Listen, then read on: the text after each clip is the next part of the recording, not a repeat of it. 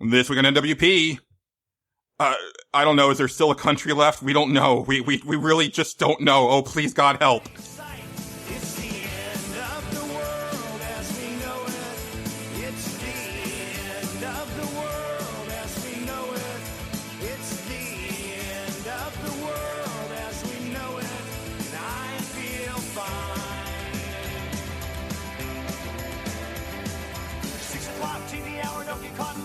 Slash and burn, return, listen to yourself churn. Locking in, uniform and book, burning blood, letting every motive escalate. Automotive incinerate, light a candle, light a motor, step down, step down. Hello everyone and welcome to Nerds Without Pants, episode 101.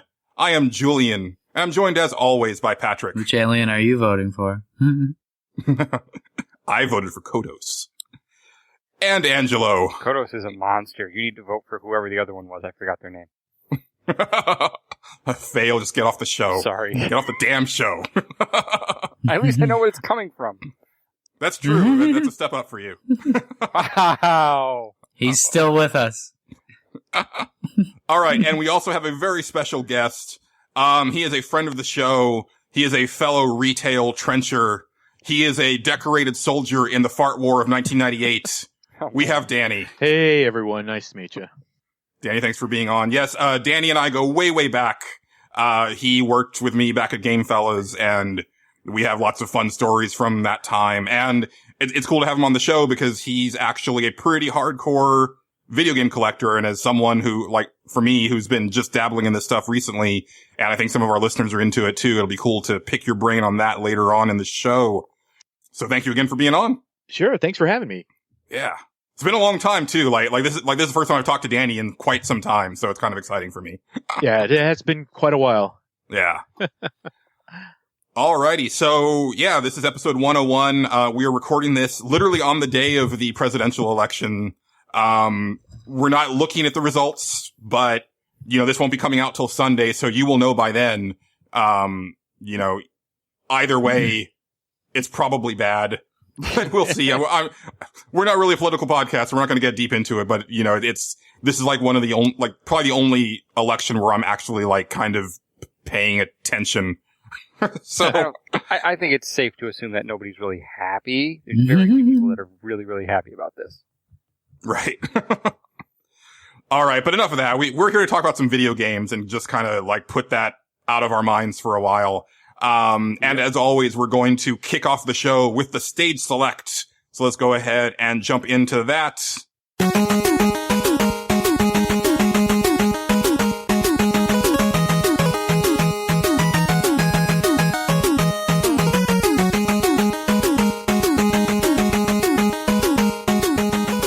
And for this episode, the three of us actually brainstormed and came up with a collective, topic.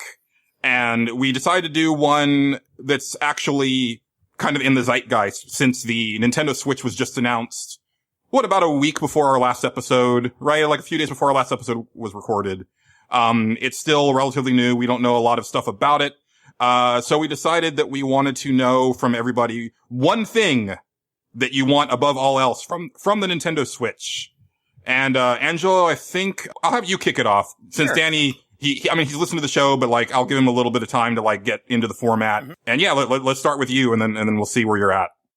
I hate to say it, but mine's really obvious, but I think it's something the system absolutely needs, especially if it wants to have the potential to do. They haven't discussed a whole lot of things. They haven't discussed backwards compatibility. They haven't discussed whether or not you're going to be able to play DS games, 3DS games, etc. on it. But it needs a touchscreen. Now, I don't know if that's been confirmed yet. Has it? One way or the other? No, I don't believe it has. I'm pretty sure that there was a a deep rumor that is coming from a reputable source that said it had an 11-inch touchscreen or something like that. But it wasn't totally confirmed because they don't want to say any specifics until early next year. And I hate to say that because I was going through a couple of different choices, and I think that's almost the low-hanging fruit pick, but it's also the most important pick because without that you completely wall off so much of their back catalog that people would actually want to play on this thing, especially considering it's going to be portable. And that's where they're going with it. They want this to be the one device that you take from your home and you play your portable games on, and then you take home and you play it on your TV. And you can't put DS games on that thing or 3DS games on that thing or Wii games on that thing, or Wii U games to an extent, because not a whole lot of them use like the pointer type thing on that thing without a touch screen. You can substitute, say, for example, a touch or a capacitive screen of some kind for the pointer gestures that you might be able to do in other games and things like that. But I just think that would be a huge mistake, and it's just like so big that it couldn't not be kind of what I chose.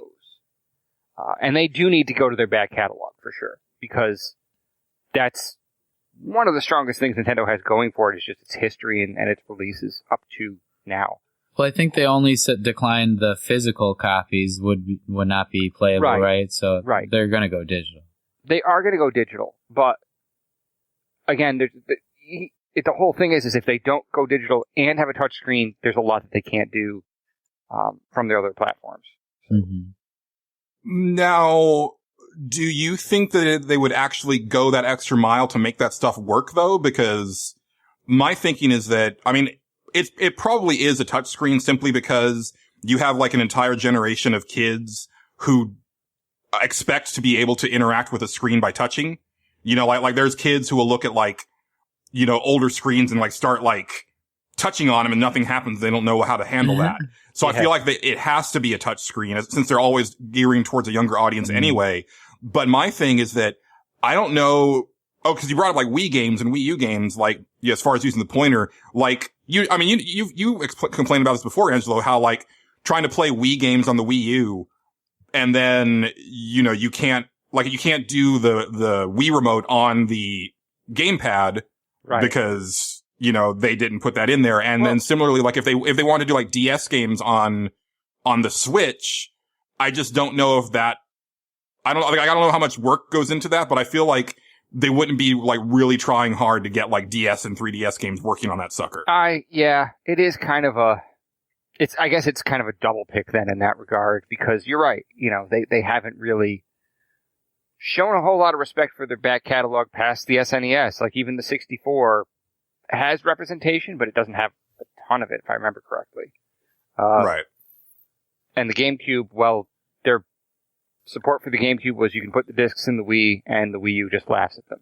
So it seems like they're going to retire the 3DS and other portables pretty soon, though. With the Black Friday deal, I saw it only $100 for like a new special edition. New 3DS. That's so cheap. Like, I'm thinking they don't even realize that it's still a great system. Like, well, maybe, but maybe they're trying to drive up their install base for one reason or another. If anything, I feel that that's the right time and the right price, because the system's old enough now where, $100, get all those people who waited around and then get all of those, like, bargain hunters, and then, hey, that's a whole extra group of people who haven't bought these games, so sell to them. And then, like, I mean, definitely 3DS will die off as the Switch, you know, rises to prominence, because that's just video games. But I think that 3DS will probably stay around for at least a couple years after the Switch, because, I mean, that's what history is typically shown with Nintendo. They kind of keep their stuff going for at least a little bit. Mm-hmm. Yeah, I really hope so. I've had quite a bit of fun with the 3DS, just carrying it around and collecting street passes.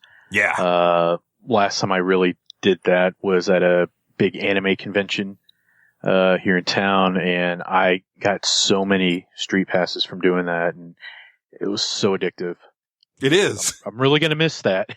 I will too. Yeah, especially with I don't know if anybody's been messing with their 3DS recently, but the updates they made, where now you can get like multiple puzzle pieces from every person. So like you're just filling out those puzzles like crazy. Like you grab like 11 pieces from one person in a shot. Nice. It's really nice. Did I ever share the story about how my wife and I, actually our whole family, we were on a trip to New York City is only a few hours from us. So we went down there one time, and it just happened to be around the same time as Comic-Con. And while we were waiting for our train to come, we kind of sat in Penn Station for a bit, and we could not keep up with the street passes that were coming into our 3DS. Like we hit the 10 pass limit, like within seconds. It was amazing. Awesome. That was in the height of the 3DS though, like when everybody had one. So, and carried them around. Yeah. Yeah, it's even at conventions like the last Comic-Con I went to, we got a fair amount, but it wasn't like this crazy, have to refresh it, every 5 minutes or so. It was like, oh, I can check this about once an hour and I'm pretty good. So it's definitely waning. And maybe the Switch has something like that, but somehow I doubt it just because it's not like a pocket system. So that's probably not too likely. It's frustrating though. I've actually had problems with people in the same room and connecting to them while we're both on Wi-Fi and we're both trying to use like near field with the 3DS. So I don't know if it's also just like they're getting interference on some of their new technology too, because like the guy was like open to like other people and like I was connecting to other people. I don't know if maybe he blocked me off and just didn't want to tell me, but he's just like a classmate and we weren't getting it in the same room. That happens sometimes when I go visit my best friends in Colorado with all three of us Street Pass like every day, like, at least like a couple times a day. But there's times where he'll get his wife and not me, or she'll get both of us and we don't get her. Like it just happens that way. Sometimes it's really weird. We've tried to, figure out the alchemy of it and we just can't. Like it's just this weird thing. Yeah. Danny, how about you? What's like the one thing that you're hoping for from the Switch, or are you hoping for anything? Like I don't know if you're even excited about it. Yeah, I'm actually quite excited about the Switch. Honestly, the one thing that's got me a bit worried is the hard drive space on that thing. I've been reading that it's only supposed to support up to 16 gigabytes internal memory. Oh, I hadn't heard that. So, and how big are games going to be for that system? I know they're running off the cards, but I know that like a Wii U disc, holds about 25 gigabytes worth of game data. So now, is that only in the tablet, or is it also like is there going to be some extra in the dock? That might be just for the tablet itself. The dock itself might hold a bit more. I'm really hoping that the Nintendo allows us to maybe use external hard drives or anything like that, because I just can't see fitting too many games on that system the way it's coming out. On top of that, I don't know what they're going to do. It seems like the Vita, where it's like you kind of almost want to go all digital with that library, just for the sheer like convenience of it. But at the same time, yeah, I hadn't heard that it was that small of a storage. Now I had heard that like the cartridges they're planning on using, like flash memory has come to like such a crazy point already that the actual cartridges should be able to hold plenty as far as like, your Skyrim's remaster, like that should be able to fit on that cart. But yeah, if you want to download that game like directly to your Switch, what happens then? Like that seems ridiculously low. I mean, you're talking about like your average PS4 game is like 30, sometimes 40 gigs easy. And from what I understand, the Switch is supposed to be right on par with that. So yeah, that just doesn't seem feasible unless they're doing some really crazy stuff, either with the dock or with the cartridges themselves. But I don't know. Thinking back at it, I think I might have read that wrong. That they're actually talking about the game carts themselves hold up to 16 gigabytes. But I think they've been kind of quiet on internal memory for the actual system. You got to imagine it would be at least 500 gigabytes, right? Yeah. I mean, I would hope, yeah. You got to have a terabyte. But even 16 gig on the carts, like that's still running into a problem because, when was the last time a game was 16 gigs? Like, yeah, Xbox 360 era, like that's. Yeah, but if you could send some of the data to the cartridge to like hold that needs to like be loaded a lot or something, like certain enemy skins or something, it could like reduce load times significantly, and you could like use it all like to store like on the client side, so you didn't have to keep pulling data from like the server in a faraway place or something. I mean, maybe, like someone brought up a good point recently because, I've been kind of frustrated with, we'll talk about it because we're going to be doing our State of the Union 2016 edition of the show coming up here pretty soon. But, my mounting frustration with owning physical games for like my PS4, but then not being able to play a game from like a year ago because I had to delete it from the hard drive because I ran out of space since then. Like it just happened. I'll talk about it in Consumption Junction, but when I was playing Until Dawn for our Halloween stream, like I had to reinstall that game. That took 3 hours. Because it was no longer on the hard drive because I didn't have room for it anymore. Yeah. It's going to be a really interesting thing with them being cartridge based. Like, cause I don't know if that's going to even impact load times. Like, I feel that no matter what, like load times are always a thing. Like, they've never really significantly gotten better. They kind of proportionately shift for, like your graphics get better and your load times, basically they feel the same, but they're loading, cause they're loading more graphics. And so you're still sitting there for like a long time. Like it never seems like it's actually shortening the time. Like it's just, like if you can play like an older game on a newer system, then yeah, like I hear like the Skyrim remaster, the load times are significantly better, but that's a 5-year-old game. Yeah. But, you try to play something that's brand new. It's like, oh, you're still sitting here for a while. The one thing I like about this whole idea of going to these cards with I don't know, memory limits on them is we might see a resurgence of that old style of box art. Like, do you remember, I think I saw it mostly in the 16-bit era where they used to put like 8 mega power, like right on the Sega Genesis, box art. It's like, for the cartridges. It'd be really great if we like 16 gigs of game or something like that on here. Great. I would actually dig that. That and then That'd bring be back amazing. the only for Nintendo in the upper right corner. Yeah. Or the seal of quality. Did they bring that back? Yeah. They did. That never went away, did it? Mm, It just stopped meaning what it used to mean. maybe. I think it's just the Nintendo seal now, but it's not the Nintendo seal of quality. Like it's just, this is Nintendo stamp. Like we didn't actually pay attention to it. Yeah, That's I how you think, got Carnival games. I think the difference is they used to put that on third-party games. They used to put that on third-party games as well, if I remember correctly, just so that they like had actually. Well, I mean, they used to say because now we know that this is a quality game, but the other side of it was, this is part of they actually like are operating on a legitimate license is what it really meant. Right. Yeah. So like your copy of whatever from Color Dreams or Bible Adventures will not have the Nintendo seal of quality on it. So. All right. Well, Patrick, I know that you had a pretty esoteric one, so why don't you lay it on us? Oh, I'm gonna go with that. I just want full tablet support. Like, I don't have a tablet yet, and I think it would be the greatest reason for me to, like, be able to play, like, all my Word documents and, like, Photoshop presentations, and I think, like, if it uses, like, my ability to, like, show video, like, family videos and stuff like that a lot, it would be just amazing, like, being able to throw my videos up from it to the screen or, like, from my phone to it. I know they're getting into the like phone games, and if they can like bring like the stuff that the data I've got on my phone, if they could sync it somehow and like allow me to use it as a tablet, I would be so happy. So you want like complete like browser He wants app Windows 10 store. on it. Yeah, that would be great. No. I'm sorry, man. I mean, I get where you're coming from, but at the same time, I just kind of don't. There's something pure about having a gaming console that just does games, and I kind of dig that.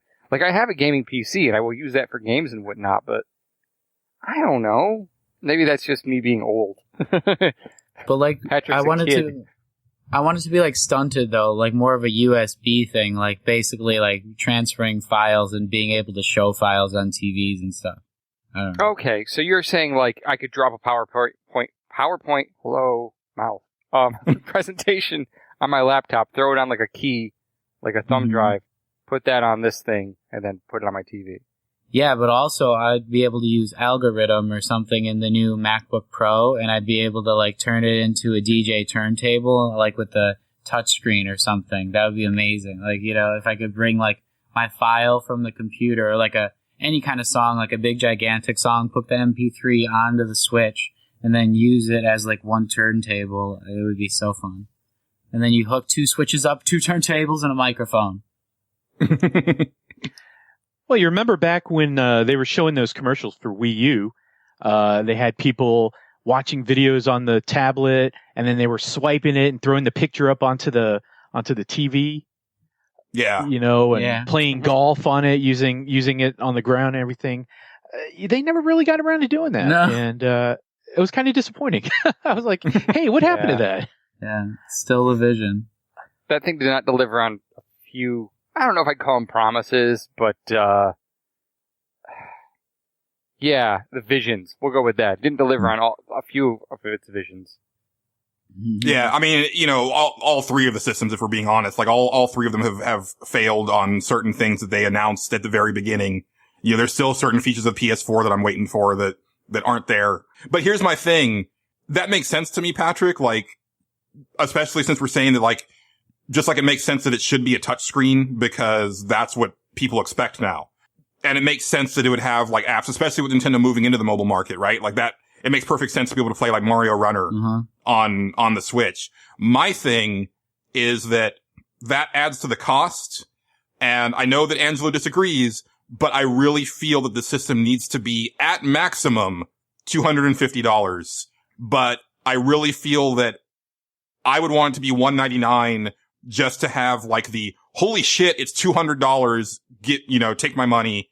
Like I don't even really have to think about this. Like I think if that sucker is going for $300 or $350, when you've got like a 1 terabyte Xbox One S out there, and you've got like the PS4 Pro for not much more than that. But by the time the Switch comes out, that's kind of a weird thing to me. And to me, if it is like a fully functional tablet and a console, that's gonna put it past that $300 range, closer to $400. I mean, I could be wrong, but I mean, just based on Nintendo's track record of like using the cheapest components that they can get so they can mass produce and kind of, control their profit on their profit margins on their hardware, I don't see them going that hardcore on the technology in that screen. That's kind of my only, concern about it. I just want to play devil's advocate. I totally see that, and I think it's more likely, but I think the road less traveled, which Nintendo sometimes goes down, would be going down the Apple route, like they see it, versus Windows, where they're going like, oh, I want to put only my games on iOS. Oh, I want the iOS support on my tablet, and basically all of a sudden the dock includes like you can put like your Mac like tablets in it or something like that. What if? Well, PlayStation 3 tried something like that. They had the other OS feature on the PS3, and that did not end well for them.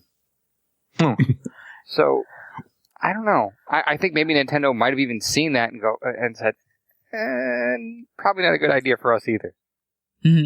I mean, Patrick brings up a good point though, because like if Nintendo's partnering with Apple for their games, then what if that partnership goes the other way? And there's actually like some sort of like synergy between Apple products and the Switch. That could actually be like one of those huge megaton announcements where, like iTunes, it's on here.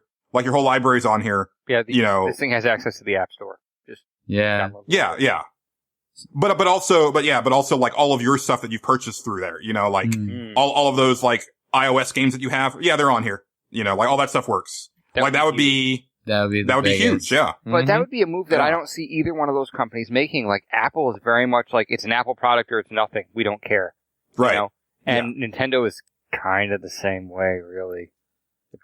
True. Yeah, they're so iconic. They're in the same way where like they have their own Mario and their own Apple and their their own MacBook. I mean, Nintendo has never released a Nintendo game on any other console.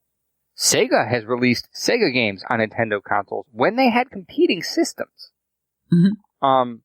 We're just gonna forget about the CDI stuff. That's for the best. Didn't do that. That was I'm sure anybody who would talk to you frankly about that from Nintendo, and they never will, would tell you that we goofed when we drew up that contract. Clearly, sure, not an intentional thing.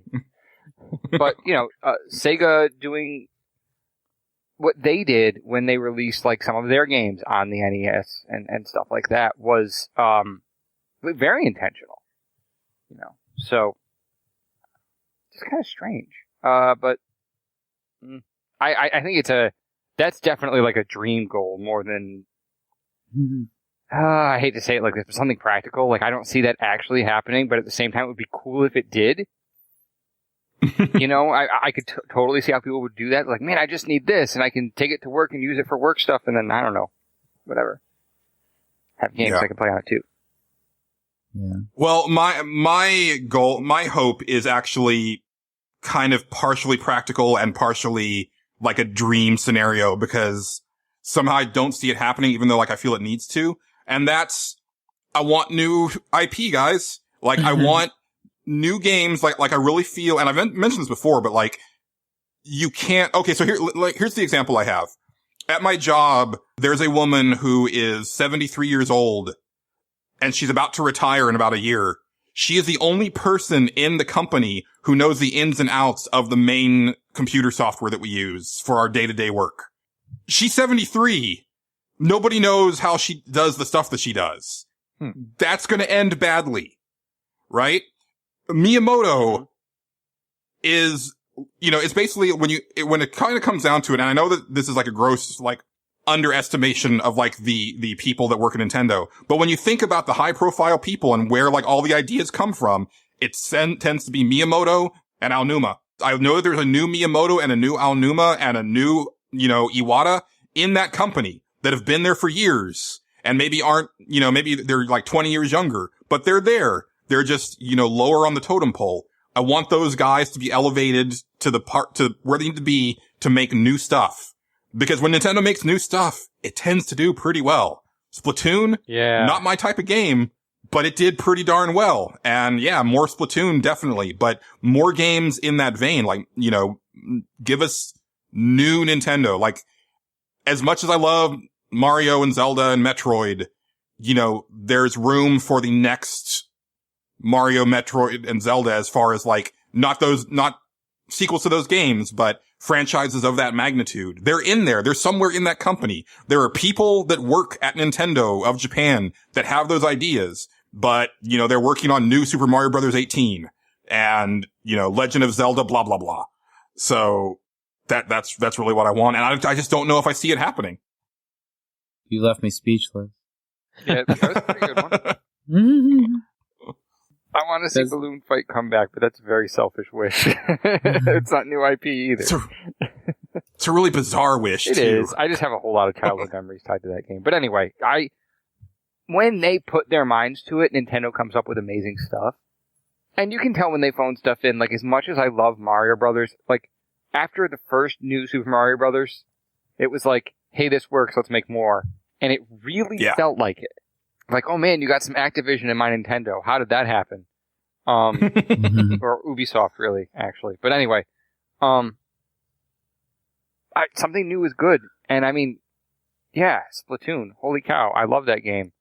Not as much as like a lot of other people do, but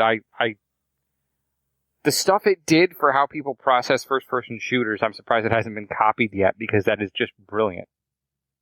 Right. So, what are they going to shake up next? Like, hey, you know, I didn't expect Nintendo to be the company to shake up first-person shooters, man. You know? Right, and they did it. Essentially, they did it twice. They did it with Metroid Prime and with Splatoon. Because Metroid Prime there was nothing like Metroid Prime when it came out. Yeah, and you know, let's not forget like some of their other like smaller known franchises like Advance Wars and Fire Emblem, which, you know, those were excellent strategy games. What if Nintendo did an RTS? What does that look like? What does Nintendo's Dota look like? There's tons of stuff out there, but because the thing about Splatoon is that it's a first person shooter, but it's undeniably Nintendo. Oh yeah. Like you look at that game, it's like, that looks like a Nintendo made game. With all the polish, all of the charm. It felt like a Sega game too in ways, which is really weird to bring that up twice, but didn't it? Like, something about it felt very Sega-ish. I could see that game having been on the Dreamcast. Yeah. It felt like a lost Dreamcast game in a lot of ways. Yeah, I tell you about Splatoon, man. When that game came out, you know, I went out and bought it just on a whim, and I was for about 2 or 3 weeks completely obsessed with it. It was one of those games where when I was at work, I was thinking about that and reading, you know, little strategies and tips and things online about how to improve my game performance. But it was such a great title, and just really out of the blue for Nintendo. I really wasn't really wasn't expecting something like that from them. And you're right, it did feel a lot like a Sega title, which is probably why it appealed to me so much. That's a good route too, is like, they should poach some of those ex-Sega people, or people who are like, I don't know what Sega is anymore at this point. I mean, I know they have a handful of their teams together, but they're basically just making like Sonic games and Yakuza games, as far as I can tell. So get some of those people who are either still there and just working on weird stuff, or ex-Sega people, because I feel, people who were around at Sega, like back, as far as back as the Dreamcast and stuff, they kind of have that design sensibility that classic Nintendo does as well. So by all means, like, bring those people in. The best part of Sega right now is the Sonic Twitter account. It yeah, really is. It's pretty good.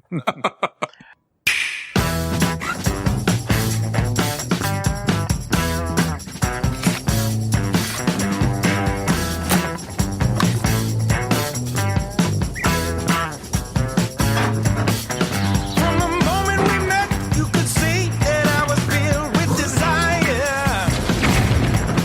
Only one thing in common, baby, but our love is pure fire. As sure as the birds are singing, I wouldn't ask you to change one thing. So be yourself. Try to have a good time. We did have some input on this topic over at pixelbit.com from the usual suspects. First off is Michael117, who says, one of the things I'm hoping for with the Switch is to have a clean break with the Wii era and leave all those naming conventions, fonts, and everything about it in the past, and not try to piggyback on the name recognition. Come up with new names and aesthetics for everything. It's time to bury the Wii finally. So that kind of, goes against what you were hoping for, Angelo, as far as like compatibility and stuff. Like Michael's just saying like, nope, it's done. I think what he's saying, Bye-bye. and this is maybe not 100% true. I think he's saying he wants to leave the branding behind in the direction they were going with the Wii behind. Right. I think that's what he's saying. I don't think he's saying he wants to pretend like all the games on the Wii U and the Wii don't exist. He just wants to be like, all right, that has run its course. Let's please move on to something different. And I agree with that. I don't think, but I still think it needs a touchscreen. I'm sure he'd want some remastered ports and stuff of those games, but he wants the new games to be like completely different, Yeah, and I do think that as far as like messaging and branding, I think that they're doing pretty well. I have heard of stories of some people saying like, oh, is that the new Wii? But I think that's just a byproduct of the Wii name being around for 10 years now. So it's going to take a little bit of time for people to stop calling it the Wii. But I mean, that's always been a thing. I mean, Danny can attest to this, where for the longest time, everything was Nintendo. Like, it didn't matter what it was. Like, the new, like, the Sega Saturn came out. Oh, is that the new Nintendo? That's just the way, like, the mass consumers are. I mean, there were people, like I could always tell, like, what generation people were from when they would come into the store and ask for controllers. If they said they were looking for paddles, I was like, you haven't played anything since the Atari, have you? Like, The people always coming in looking for Nintendo tapes. Yep. yes. Yep. Got to get those game tapes. Yeah. I think so far their branding has been on point. I haven't heard the term Wii at all. I like the name Nintendo Switch. It's a good name. It kind of, it rolls off, it comes off a lot smoother than Wii does. And that little snap noise that they seem to have going, everybody watched the trailer, right? That little, like, they have Nintendo Switch and they have that, like, snap sound. That's really good, I think they're heading in the right direction. It's a good sound, but I think with it being called the Nintendo Switch, the sound should have been a whip.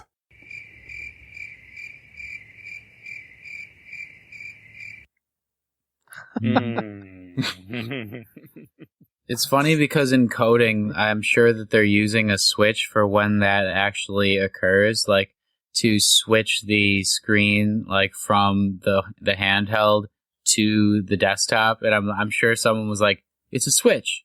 Let's call it the Switch. Like that, it's like such a prominent thing in coding to like put in a switch in a bunch of different cases that it'll switch to, that I'm like, oh man, this is like an inside joke. It's like such a great name. But like, I'm also like, just imagine if if somebody says instead of a short I, a long I, it's a Switch, and then you have Wii in it again.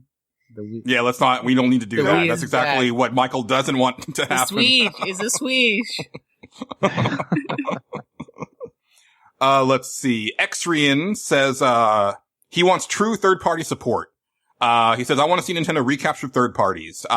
They've gone 2 home consoles without much support. If you take away shovelware, then it's even slimmer. I know Nintendo can do amazing things, but so can third parties.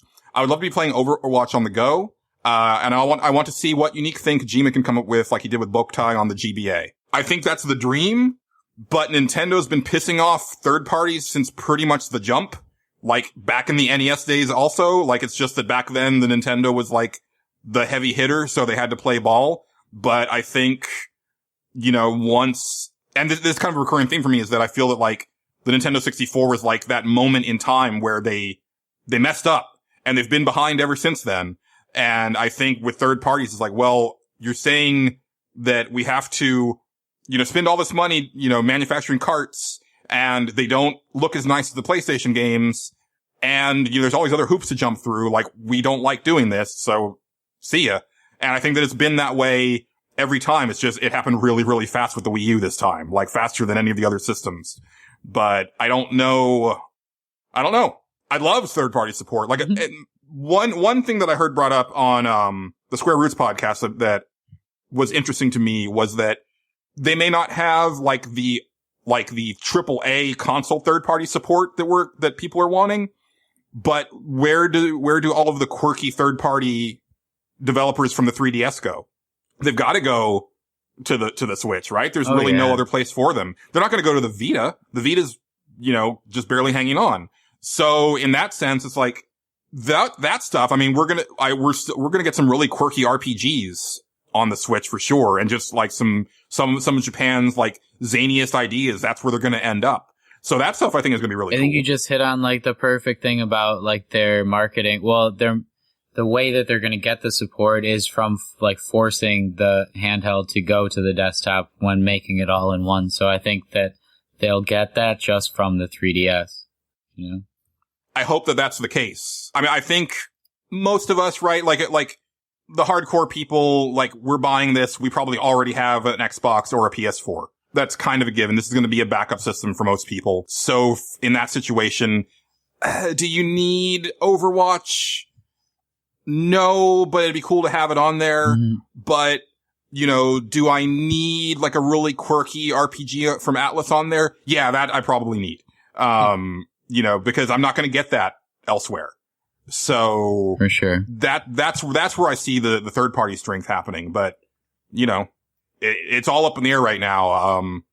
So Xrian, it's a good thing to want. I don't know if third party support will be in that vein, but he does bring up Boktai for GBA. So,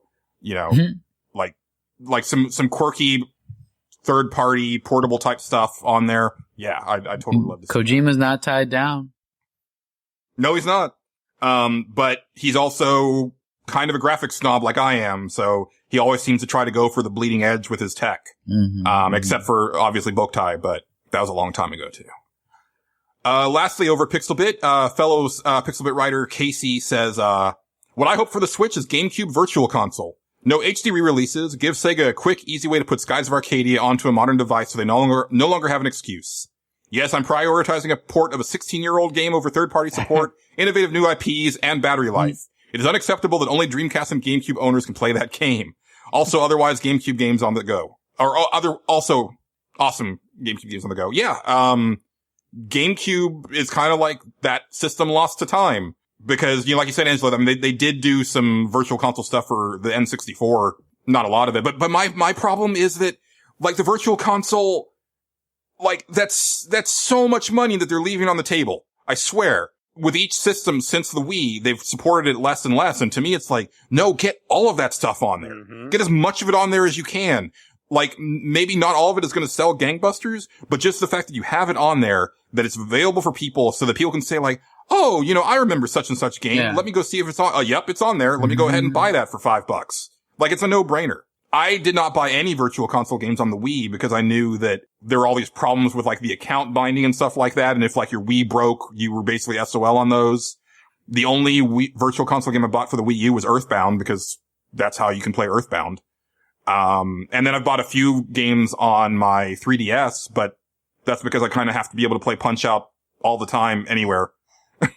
So that's why that's on there.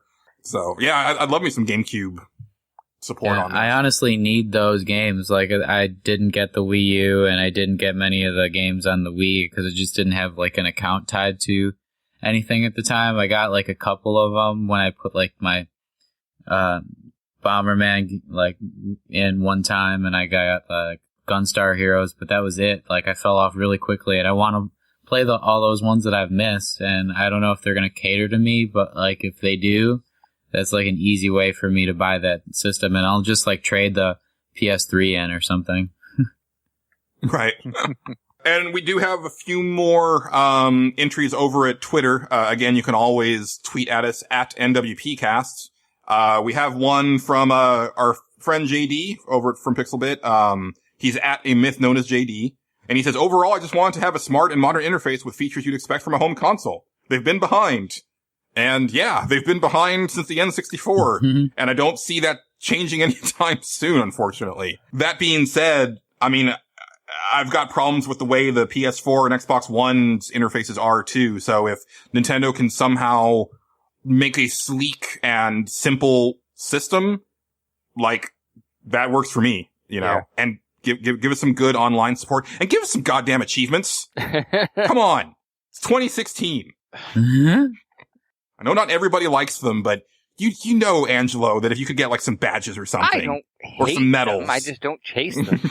It's the reason I don't play my Nintendo games. Like, I'm always working towards something in PlayStation, a bigger goal, larger than myself. Right. I suppose if I really, really, really love a game, like I found myself poking through my achievements in Doom. I did. Because I'm just like, give me an excuse to play this game more. I love this game. Like that kind of thing. Yeah. That just doesn't... And that's what I've always liked achievements for, especially the ones that get you to play games in a different way than you normally would. Yeah, I guess I can kind of see that. Most of them just seem to me like, oh, hey, play the game and do this and you get this. It doesn't seem like, is exactly what they are, duh.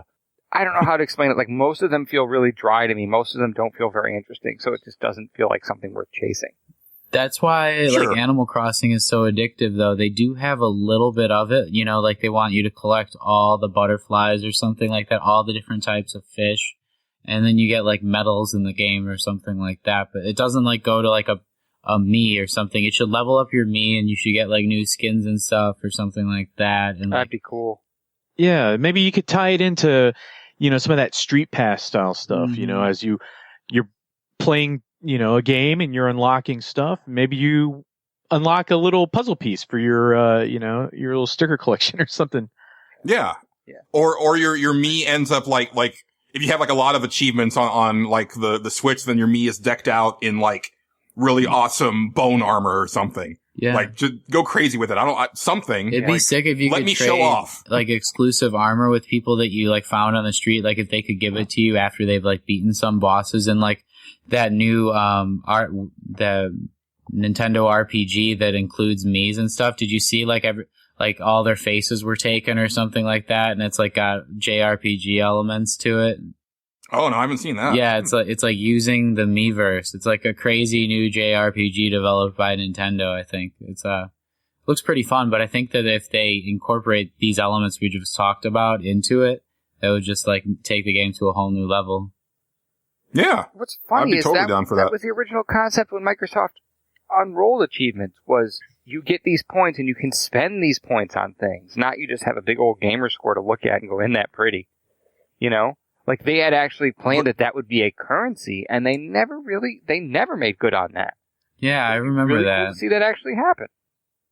My gamer score is pretty though. I don't know. I kind of like looking at it.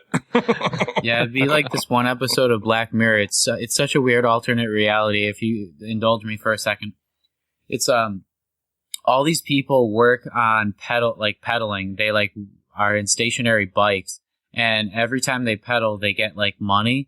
And then they like go into little cubicles at night, but all around at night, they have to like watch these ads that randomly pop up, and some of them are like naughty, like XXX ads, and some of them are just like annoying as hell. And the only way to stop them is by using the money like from like what you did like pedaling during the day. So like it takes it even a step farther than what we're talking about. And like your real life work goes towards like you being able to skip the ads and like playing this video game instead of like watching these ads. Yeah, that's gamification gone way too far. I did see that one. It was pretty chilling. Yeah. Over on Twitter, another fellow game fella, who just started listening to the show recently, James Kalunga, who you can find at J_Kalunga, says, backwards compatibility with all previous Nintendo systems via the Nintendo Store. I miss those old GameCube and GBA games. And that's the dream, but I think, like we were saying earlier, like some of the interface stuff, I just don't know if that works with like DS or Wii.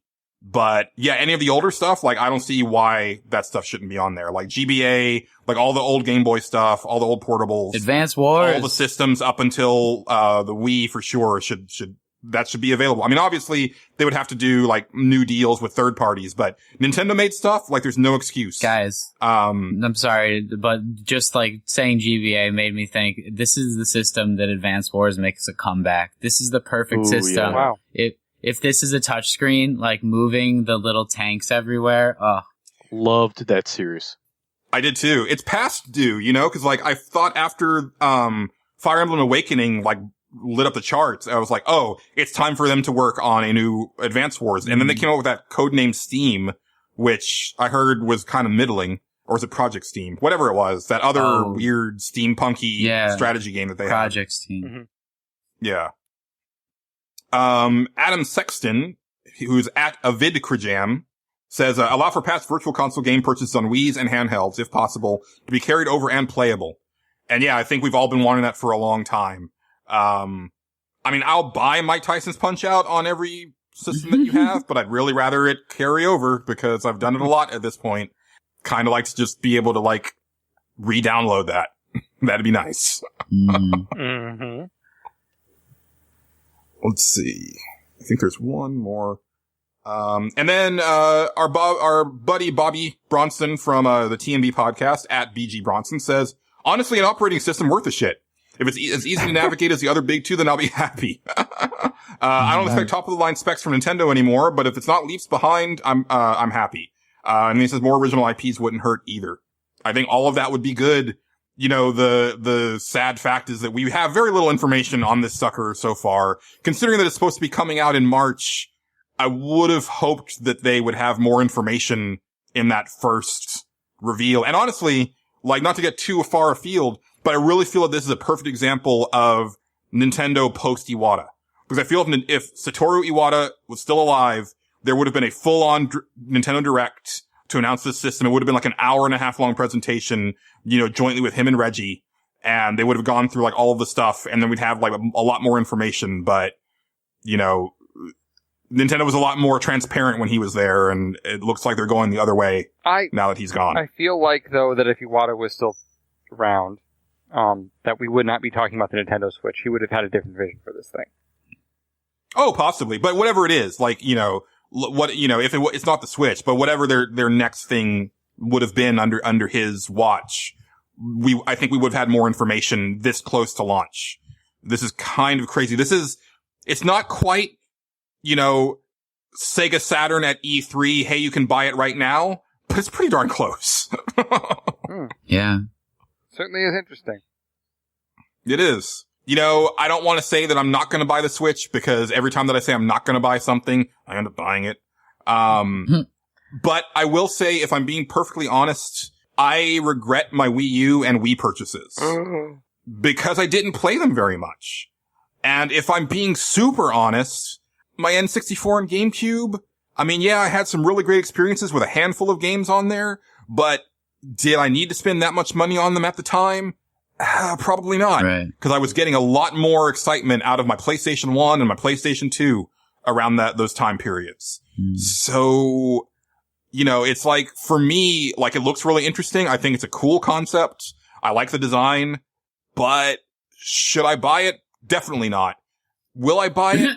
I don't know. Maybe, but yeah, you will. Years from now? Because I think it'll boil down to, like, are those weird Japanese games that I would have gotten on the 3DS coming to it? Because the portable systems, that's the crux of it for me. I freaking love my Nintendo portables. You know, like I play the hell out of my GBA and DS and 3DS. Not so much my home Nintendo consoles. So now that if it's doing both, like it makes you wonder, like, so are we only going to get like the home Nintendo style games, or are we still going to be getting those portable quirky games that worked so well on their handhelds? Cause if that's the case, then yeah, I probably will end up getting one when the price goes down low enough, but I don't know. If it's $250 like a handheld at the start, it's almost too good to be true. But then again, there's like Persona 5 where I might just play through and like give myself that time to like think about the Switch purchase, see if there's any like announcement on the horizon about a special like Hyrule edition or something. Right. And you know there will be. I mean, that's the thing is, you know, they'll have like cool colors or bundles with like limited edition controllers and stuff after that. And yeah, you're going to be like, oh, I wish I waited for that one. I always do. One looks so cool. Mm-hmm. So, that's going to do it for this edition of Stage Select. Next episode, I'm going to go ahead and skip Patrick's turn, and I'm going to take one because I'm a jerk like that. Ooh, I got one. This one, do you have one? Yeah. I'm going to All right. skip your skip and be the super jerk. Okay. Take it. I am prepared. Make a level for a game that's already made. So take me through one of your favorite games and tell me about a level that doesn't exist that should have. You just made Michael 117 so freaking happy right now. Oh, I boy. think he actually like specializes in level design for his degree. So that'll be interesting. That's going to take some thought. All right, so put your thinking caps on, folks, and you know, come up with a level from a game that you love that you wish was in there that isn't. And as always, you can go to pixelbit.com and comment in the show thread, or hit us up on Twitter at NWPcast. So that will do it for this Stage Select.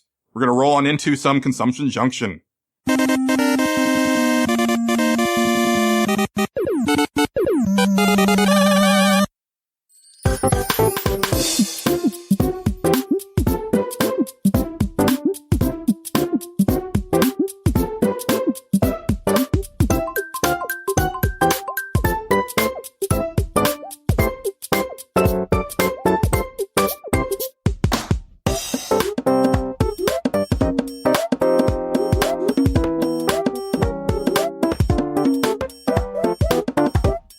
And Danny, I wanted to lead off with you. You know, I definitely wanted to hear like some of the more recent stuff you're playing, but I don't want to leave you without picking your brain a little bit on game collecting, because I feel that you have a lot to teach me and our audience, because you've been doing it more than I have. Like it seems like you just never stopped, where for me, I kind of just stayed on the bleeding edge for the longest time after Gamefellas. And it wasn't until Gamefellas closed that I started to amass my collection, because they just weren't worth anything at GameStop to trade in. So I was like, well, I'm just going to keep these now, because I'm not, you know, I don't want to trade them in for $250 towards a brand new game. Totally.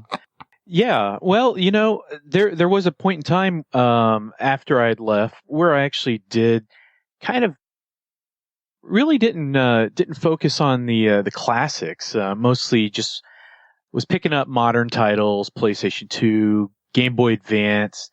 I guess just systems I had at the time, early 2000s. I don't know. I was feeling a bit nostalgic, and I really didn't have too much of a Sega Genesis collection. And I was really feeling that itch on playing some Sega Genesis games. About the only thing I really had Genesis, well, Sega-wise, was the some Dreamcast games and my Sega Saturn collection. So, you know, I just bought a small lot off of eBay for some Sega Genesis games, and it really just sparked, you know, my interest in collecting retro stuff. And this was before the whole big retro boom came into, you know, fashion. Probably around 2002, 2003, I think. So yeah, and I've been really lucky in just finding things here locally at various thrift shops and places like Goodwill. I've had some really, really good success at finding something you wouldn't expect. For instance, I walked into a Goodwill one day, just kind of making my rounds.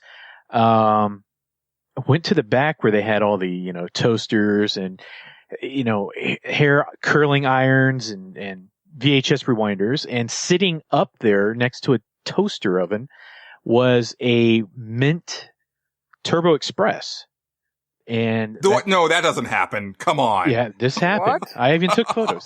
So they had a Turbo Express sitting up there right next to a toaster.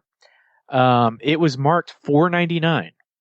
And this was before, I'm pretty sure this was before Goodwill started their own their auction site. So they had that up there. Of course, I lost it. I almost lost it. I, kind of made a whoa and, immediately grabbed it. Looked at they had a smaller section kind of towards the front of the store, on their CD racks where they had a lot of CDs. Every now and then you'd find PlayStation games.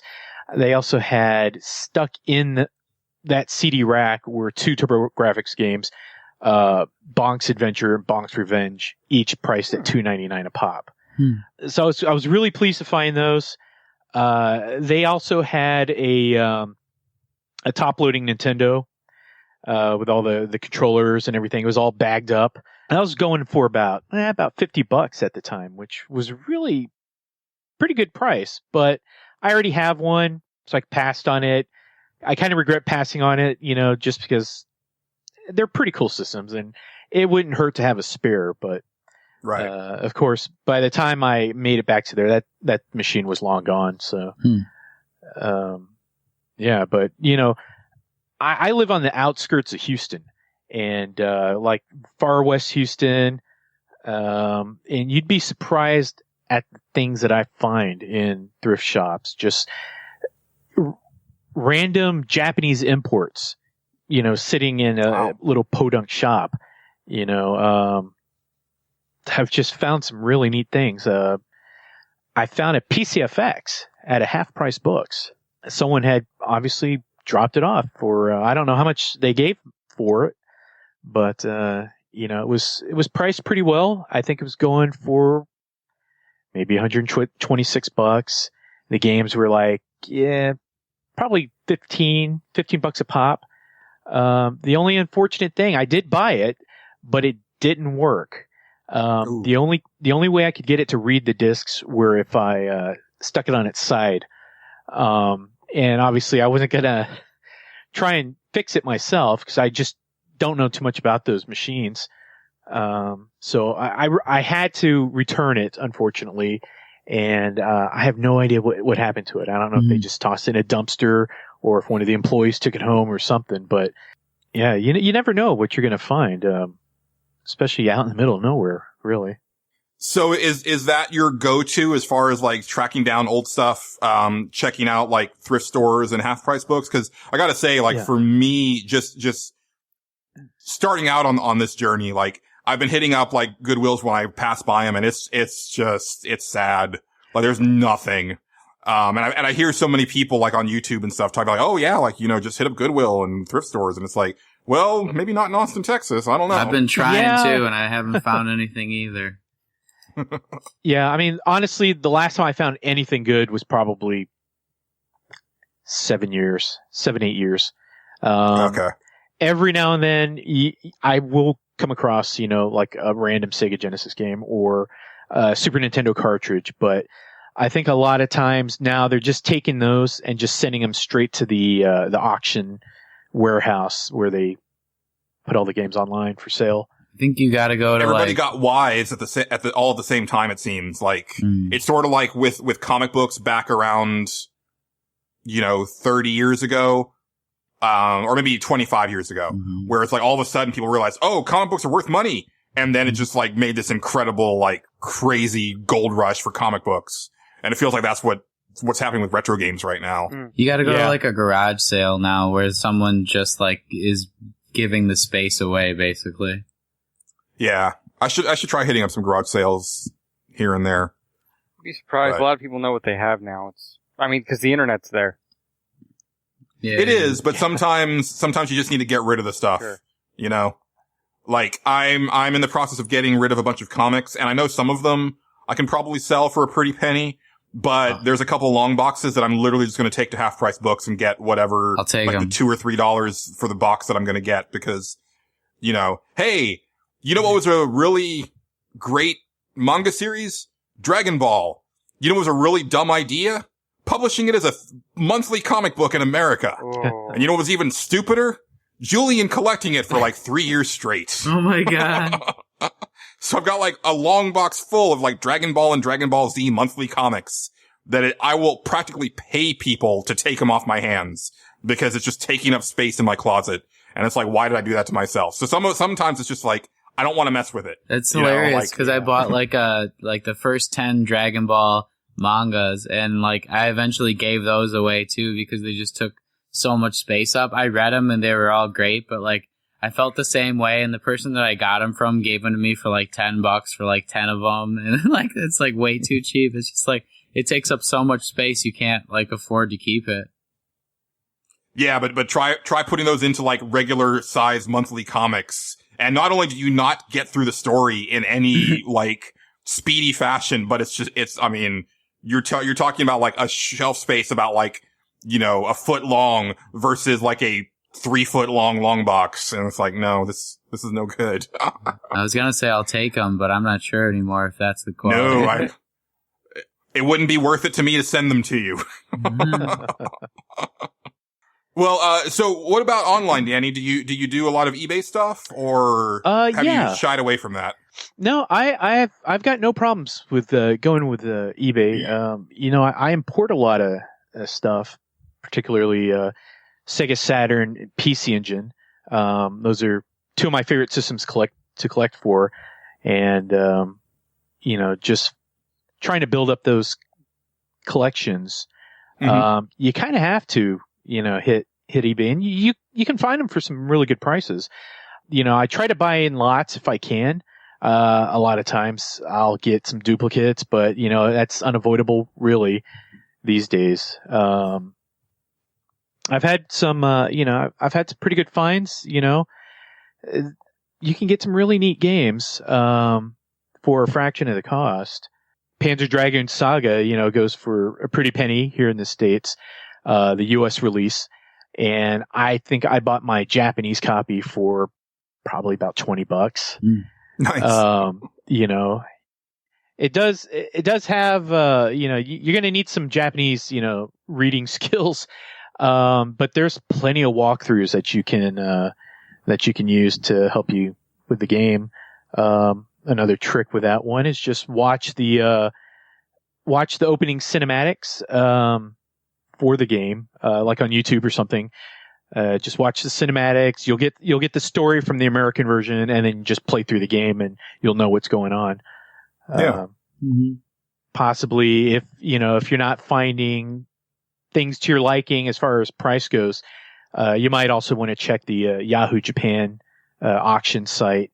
They've got some really good stuff, and without the bloated prices, because the Japanese are catching on, saying, "Hey, American buyers, you know, these games, you know, they're going crazy for them." And so now that I used to see games that used to go for, you know, $15-$20 are now going for $40-$50, depending on what it is. So they're catching on. They're catching on, and I'm hearing that the shops in Japan are starting to dry up because a lot of Japanese are going in and buying in bulk and flipping them on eBay. Yeah. That's what I've heard too. Yeah. I've heard it's kind of a ghost town, like Super Potato and some of the bigger, like Tokyo-based shops. Like they're just completely picked clean these days. Yeah, you definitely. I heard that if you want to hit any of those shops, go to some of the smaller towns that have them, because in Japan or in Tokyo, they're getting picked clean. Yeah. Well, Danny, game-wise, or not necessarily even games, like what have you been up to recently? Like recent games or movies or anything you've been up to? Well, my wife and I have been watching the Halloween movies, pretty much one after another. bought the Blu-ray box set of all the movies, including the 2 Rob Zombie films. And so far, I think we just finished Halloween H2O last night. So that's the only one I've seen. Honestly, it's probably the best one. It was really well shot compared to the other ones. I'm really looking forward to getting to the Rob Zombie films, just to see, his take on them. Tyler Mane plays Michael Myers in those Rob Zombie films. You might remember him as Sabretooth from the first X-Men film. Wow, I hadn't heard that name in so long. I mean, I knew who it was, but damn, it's yeah. So, and they're saying that he makes probably the most intimidating Michael Myers yet. So I'm really looking forward to seeing that. I'm hearing rumors that Rob Zombie's working on a 3rd film. So I'm really looking forward to, maybe catching that in the theater, because I've never seen any of the films until we just bought the box set. And I've never seen any of them, of course, in the theaters. So, getting to see one in the theaters would be fun. There must be something about Halloween that brings the Rob Zombie out in all of us, because I was just playing the Rocksmith downloadable content for Rob Zombie that came out a few weeks ago, which I just bought because of Halloween, and was like playing Dragula and, rocking out. Like you gotta like do something Rob Zombie-ish around these times. Oh yeah, he's Halloween personified, so That's kind of like, Angelo just watched all the Aliens movies for the first time not too long ago. I think that's really cool. Like, I think it was last Halloween, wasn't it? I think so, yeah. So like, it's kind of neat to be able to consume something like that where like you haven't actually seen them, but it's like, well, here's all of them now. Let's just do this. It's a good time. Angelo, I just saw Alien vs. Predator 2, like the sequel. And I was like, what happened between the first Predator and that movie? Because, like, it went from a scary kind of movie to all of a sudden, like, this joke of an action movie. I was like, God damn, this isn't even like a horror movie. I was trying to watch something for Halloween. Money happened. Or, the same thing that happened to the Alien movies, I guess. Prometheus was good, but that's not even really an Alien movie. Prometheus was good, from what I understand. The first Alien. We need J.J. Abrams to work on it. Anything else, Danny? Yeah, well, outside of the movies, just checking out. Been playing Dragon Quest Builders. I heard. Here we go. I heard your lament, and I'm not looking forward to getting to that part of the game. So I've been just kind of, slowly collecting stuff in the game, and I think I'm nearing the big boss fight with the golem, but I'm still collecting components to make certain defenses for that battle. So I don't know it's how so far charming. Yeah, like it's just like it puts a smile on my face. Like just like the look of it and the music and the dialogue, I think is really good. Yeah, I mean, I fully intend to go back to it. It's just, it's kind of demoralizing when you put all that work into it and then, I mean, it's not that it's gone, but it's like, I don't know. It was like a weird, it's just a weird way to handle that. Have you ever watched kids play Minecraft? Because I have. No, because that would involve me being around children, Angelo. No, but I'm making a point. So what they'll do is they'll build something for a couple of weeks and then be like, oh, I want to try something new. So they start something new. And they leave the other one in their save file and they go do something new. Maybe they come back to it, but maybe they don't. And I think they looked at that and said, oh, we can just build that into the game. But when the kids start over, do they start over from scratch where like they don't know any of the recipes? Well, no, see, the recipes in Minecraft are pretty much, if you write them down, you have them, I think. Right. I haven't played Minecraft, honestly. See, and that's the thing here. Well, I mean, I guess, can you? No, it's got to be that way in Minecraft. No, that's the thing is that because in Dragon Quest Builders, like you have to select the recipes from a menu when you're at like the build station. So if your character doesn't know the recipe, even though you do, your character can't make the thing. So that's my big problem with it, is that your character is having to rediscover recipes for stuff that he made in the previous chapter.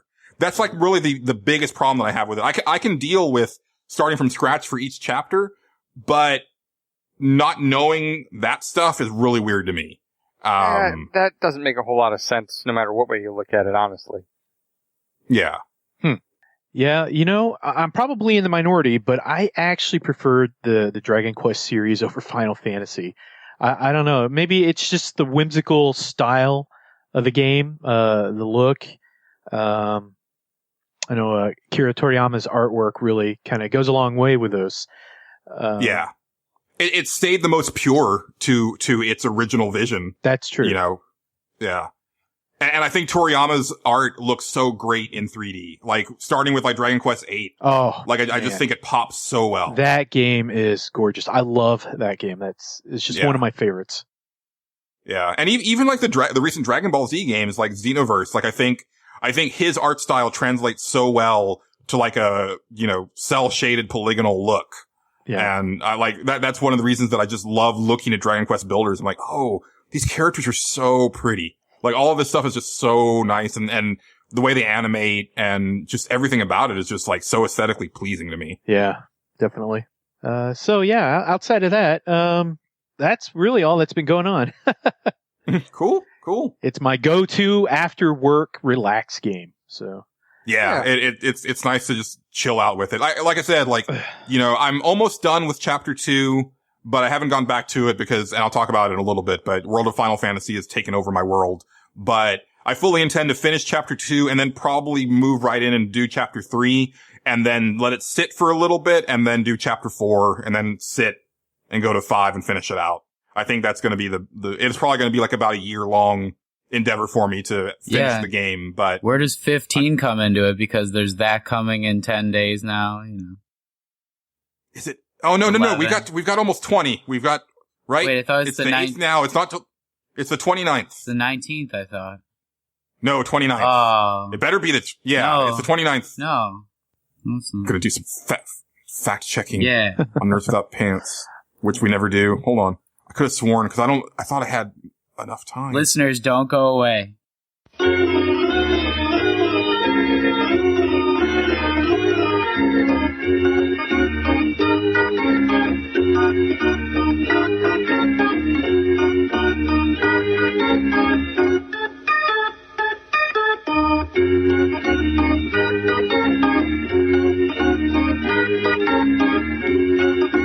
It's the 29th. November 29th. Damn it. Right. Damn it. Yes. So much later. Fuck. No, that's great for me. That means that I might actually have a chance of finishing World of Final Fantasy before I get to that. You just broke my heart. I have finished very, very few games this year. It's kind of embarrassing for someone like me. Like, I think I've beaten like 3 games this entire year. Maybe it's more than that, but not by many. Angela, did you beat any games? I know, holy crap, dude, I just gotta say real quick. I don't think I've ever seen a game absorb your time like Grand Kingdom. No. Cause I'm playing a ton of World of Final Fantasy, so I'm on my PlayStation a lot. And every time I'm on my PlayStation, you're on your PlayStation playing Grand Kingdom. Yeah, it is a really chill game. It's kind of the same thing that you were saying, like you just come home from work, you turn it on, and sometimes at work I just start thinking about like, I want to go home and I want to do this, I want to do this, I want to do this. Like, in a way, now that I think about it, I don't want to say it's like Minecraft or Dragon Quest Builders or anything like that, but it gives me that feeling of building this army. Like, I've got like 5 different squads, one of which only has 2 people in it, so it's absolutely useless.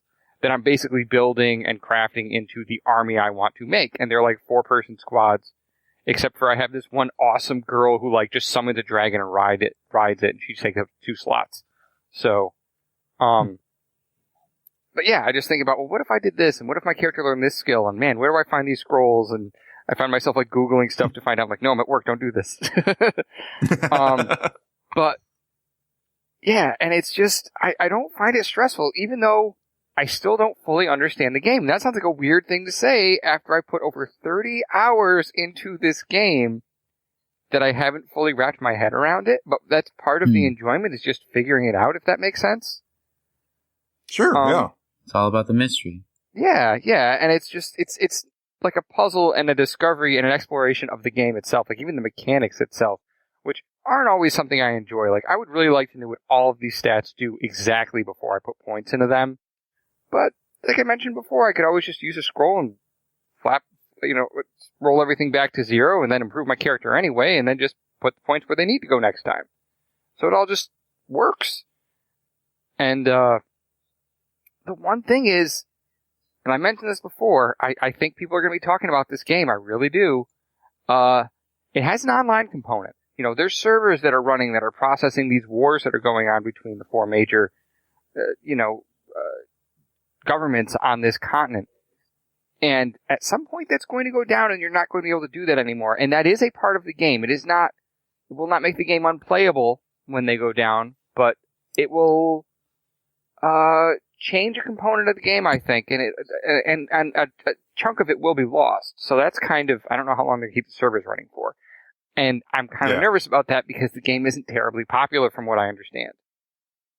I mean, it's not like Dark Souls or Demon Souls where they're just going to keep it running forever because everybody's talking about it and lots of people are still playing it. It's a game that's sort of flying under the radar right now. But man, if you like the Final Fantasy Tactics type of character growth, except you don't get to mix and match the classes, which is something that kind of irks me a little bit. I think that'd be cool, like if I could, I don't know, make a paladin that was also like a really, really ridiculous tank or something like that. You can't like blend those abilities together. But man, the diversity in the classes makes up for that. Like I've just got this one guy he's a wall. Like he goes out there, he can't move fast at all. He can't even get within range of an enemy on his first turn to make a hit. He can't even do that. But he just sits there and he is bait. And I put my guard up on him, and they will spend 3 characters trying to break through that guard, and they can't do it. They can't even hit his HP. And there's no other character like that. No other class does that. Characters that have sweeping moves where they can hit enemies around them. Characters that throw exploding barrels. I mean, there's some ridiculous stuff in here. It's a lot of fun. So yeah, that's I'm done with work and I need to chill game. So that's why it's getting so much play.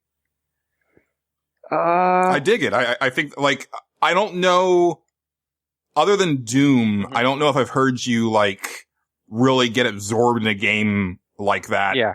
Since you've been on Nerds Without Pants. And that, to me, that's always the mark of, like a personal classic. I've had that a couple times this year where, like Deus Ex was the most recent one where it's like, I just need to do this and nothing else right now. Mm-hmm. And I always love those experiences. They're fewer and further between now, but when that happens, right, like it just feels so good. Yeah, there's a real classic feel of this game too, and I think a lot of that has to do with the art style. But everything feels like sprite work, and I think it's all sprite work and art, and like it's that whole. I told you how much I love that stuff. It's that whole Vanillaware style of art that I just absolutely adore. I was like, when can I say Vanillaware? It's so Vanillaware. Yeah. It is so Vanillaware. Yeah, I think I almost feel like this game was like made for me in a weird way. And I don't think I can give it. Like I know it's not too early to talk Game of the Year. I think Doom in and of itself is a tighter, better, more well-defined experience. But oh my word, this game is a lot of fun. What else have I been up to? I played a lot of tabletop games, but I don't necessarily want to go through every single one of them. Let me talk about 2 of those. I want to talk about 2 co-ops I picked up to play while I was sick that I never quite got to, that I did play. One is Death Angel, which is a card game, and the other one is Elder Sign. They're both co-op or solo games, which is why I picked them up, because I wanted to see what a solo experience was like for a board game. And neither of them were terribly expensive. They're both kind of small box games. Death Angel especially so. It's just like in a little cardboard box. It's all cards and 1 die in there and some tokens to keep track of stuff. And they're both kind of cut from the same cloth. Death Angel first is 40k, Warhammer 40k, which, by the way, if this one sounds interesting, seriously get it now. Because I think I mentioned this before, but Fantasy Flight and the people who hold the license for Warhammer and Warhammer 40k, that's, come on, brain. 40k. Anyway, they are no longer Games Workshop. They are no longer friends. So these games will not be reprinted, probably. But it is one of the best games of 2004, which we'll talk about later. What is? What? 40K? Oh, I think I know what you're talking about. Yeah, that's a whole other thing. It's a whole other publisher and everything. That game's fine. This is just, you set up a squad of Marines, and it's like a card-based version of Space Hulk, which if you're familiar with the Warhammer 40K universe, that was a big deal of a game for them. There's video game and board game versions of Space Hulk. This is basically a card game version of Space Hulk. And Tyranids, or Gene Stealers as they call them too, sort of just come out and attack this squad, and you mitigate the risk as best you can, and then roll a die. And it's basically you're playing Russian roulette and how many bullets are in the chamber. You know, you want to keep those bullets as low as possible because your Space Marines will die in one hit. And these things are coming out of the woodwork, you know, they're coming out of everything, they're trying to kill you. And when you move, you have to go through like 3 or 4 different rooms, and every room has a gimmick to it. So there's a card that you flip over and it says, you can do this in this room. One example is like there's a teleportation chamber, and you can spend a turn on one of your Space Marines to activate that teleportation chamber, and it will suck all of the Tyranids out of the reserves. So there will be no more coming in on that room. You just have to deal with the ones that are on the board. But for every single Space Marine, you have to roll a die. And on a 1, that Space Marine also gets sucked out with all the aliens. And 1 Space Marine is a big deal. So that's kind of like the kind of decisions the game makes you choose. Elder Sign is the other one. It also has dice, but it's a lot more in-depth. The best way to explain it is you are an investigator going across different locations in a Lovecraft universe. So Cthulhu, Yargoth, all those weird things are here. They're in, you know, we're in Arkham. We're in the place where all the bad things happen. What's Yargoth? He's one of the great old ones or something. I probably mispronounced it. Yargoth, something like that. You're not going to pronounce any of these names. So I can Yahweh. It's probably fine. No, that's the Hebrew god, but and he's one of the good guys, I guess. But anyway, oh, he's in it. No, he's not. Patrick. Not in. So you set up 4 different locations, and each of these locations has rewards if you pass them and penalties if you don't. And there is a great old one, and they modify the game in some way, so they make it harder to defeat monsters, and they make more monsters appear, or they make special monsters appear at randoms, things like that. Monsters can haunt different locations and make it harder to get through those locations to get the reward in them. But basically it comes down to a bunch of symbols on these cards. And you have to roll these dice, place them on the cards. It's a pass or fail thing. I'm not going to get into all the mechanics of the game in detail. There's tons of videos on YouTube about Elder Sign. Just go look it up. If you pass, you get the rewards. The rewards make it sometimes easier to do other locations or just straight up give you Elder Signs. If you get a certain amount of Elder Signs, you can seal away with every great old one you're fighting. Because you can't kill these things. Because they're basically gods. So essentially what it is it's a co-op weird version of Yahtzee where you are trying to make sure that these cards have the easiest combinations on them possible, but the game is trying to make them more and more difficult to the point where you're almost locked out of them. And then you're just waiting for the great old one to eat your face off. So, I played that one with my wife. I believe she had fun. I think she said it was a hair long for her. She's also recovering from a neck injury, so maybe looking down at the table for too long was bothering her too. She just mentioned that from the other room. Maybe she didn't like getting her face ripped off. I like that it had, I like that it had a story element to it. Every time you flip over a card, there's a little bit of flavor text on the card, and it's usually something creepy. It's a fun game, and it plays great co-op. I think Death Angel of them played the best solo, and I think Elder Sign played better co-op, if that makes sense. But Death Angel's a fun, quick little like sort of solo game to play. I can talk about the other ones later. I think it's enough tabletop for this week. I have to mention what we watched on Netflix, though. My wife and I sat down and we binged Stranger Things the whole way through. Yes. Yeah. Just the two of you? You didn't have your kids watch it? No, because we weren't sure. Like, we just didn't know a whole lot about it. We didn't want to read about it. And we think it's probably okay for the kids. Like, there's a little bit of, teenage promiscuity, as you might say, but they don't get too graphic with it. So your mileage may vary. You know, I wouldn't definitely show it to younger kids. I think it would be appropriate maybe for my oldest, but I don't know if my youngest is quite ready to process all that stuff fully. He would get the freakiness, but some of the teenage situations he wouldn't really be able to understand just yet. You know, Angelo, I watched something along the same lines just like really quickly that was like really the same, and I wanted to point out to our viewers, if you've like watched Stranger Things, also to watch Poltergeist, which is free on HBO Go, like which has, I didn't realize how many beats are so similar, and I love both, and I'm so glad you've seen Stranger Things, and I just saw the new version of Poltergeist, which is like it hits those nostalgic aspects in the same way, and I just love how we're like trending toward that kind of a future that's like so infused with our retro past. I didn't really care for Poltergeist, honestly. I mean, The original? yeah, I'm sorry. It didn't get me. Damn. It didn't get me.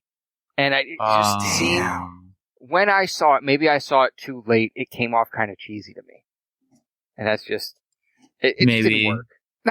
This isn't gonna work for everybody, you know, that kind of thing. Yeah. I always remember watching it. I don't know if anybody remembers Joe Bob Briggs on like TNT. Oh yeah. He was, okay, yeah. I'm glad somebody remembers. For the listeners who don't, he was like kind of this, I don't know, he was like a character actor, but he kind of had this like, almost like a cowboy type gimmick. He would watch these like scary and B movies and stuff. And, you know, it was sort of like Ron DeShear with USA Up All Night, where he would just kind of talk a little bit between the commercial breaks and, you know, kind of reintroduce the movie when you would come back from commercial. But they were showing Poltergeist one night, and he says, the scariest part of this movie is when she goes from the dining room to the kitchen and back to the dining room, and all the chairs are stacked. Because look at that scene. There's no cut. It's just a continual shot of her walking from the dining room to the kitchen and back, and all the chairs are stacked on the table. How did they do that? And he was like, that's like the scariest thing I've ever seen in the movie. And I was like, damn, that's kind of right. That's pretty cool. Yeah. Did they have like a string that they pulled everything up on or something? I don't know. But I don't know, but I don't want to know. What, like it's what I do want to know is, Angelo, what did you think of the Upside Down? So, I felt like the series didn't end as strong as it started personally, but I think a lot of that has to do with the CG. That's my only complaint, is that they went CG for the monster instead of physical, because everything else makes it feel like this. It seems like something that could have existed in 1986, and it's not like right along the side all those other movies. Yeah, and it's not really.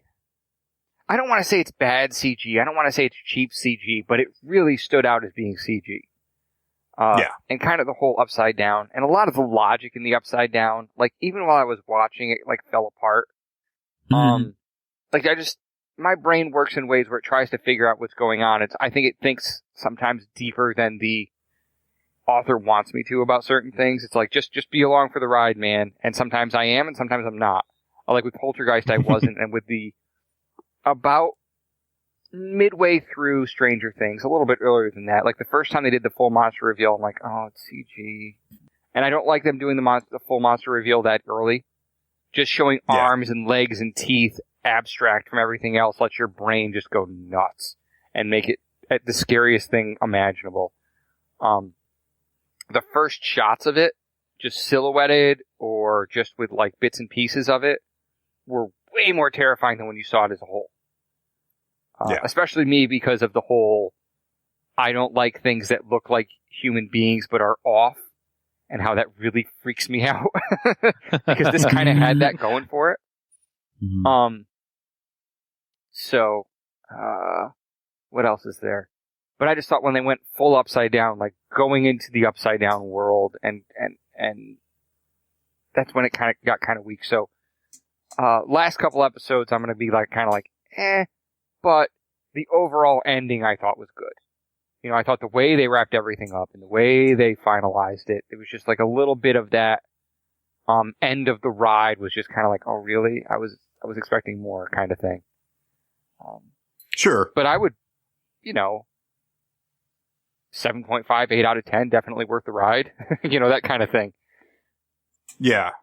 And I think, like, I've talked to a lot of people who have not cared for it at all because they're like, well, this is just like cribbing from this and this. And it's Sure. like, well, yeah, but there hasn't been any of that in so long that it's really nice to see it.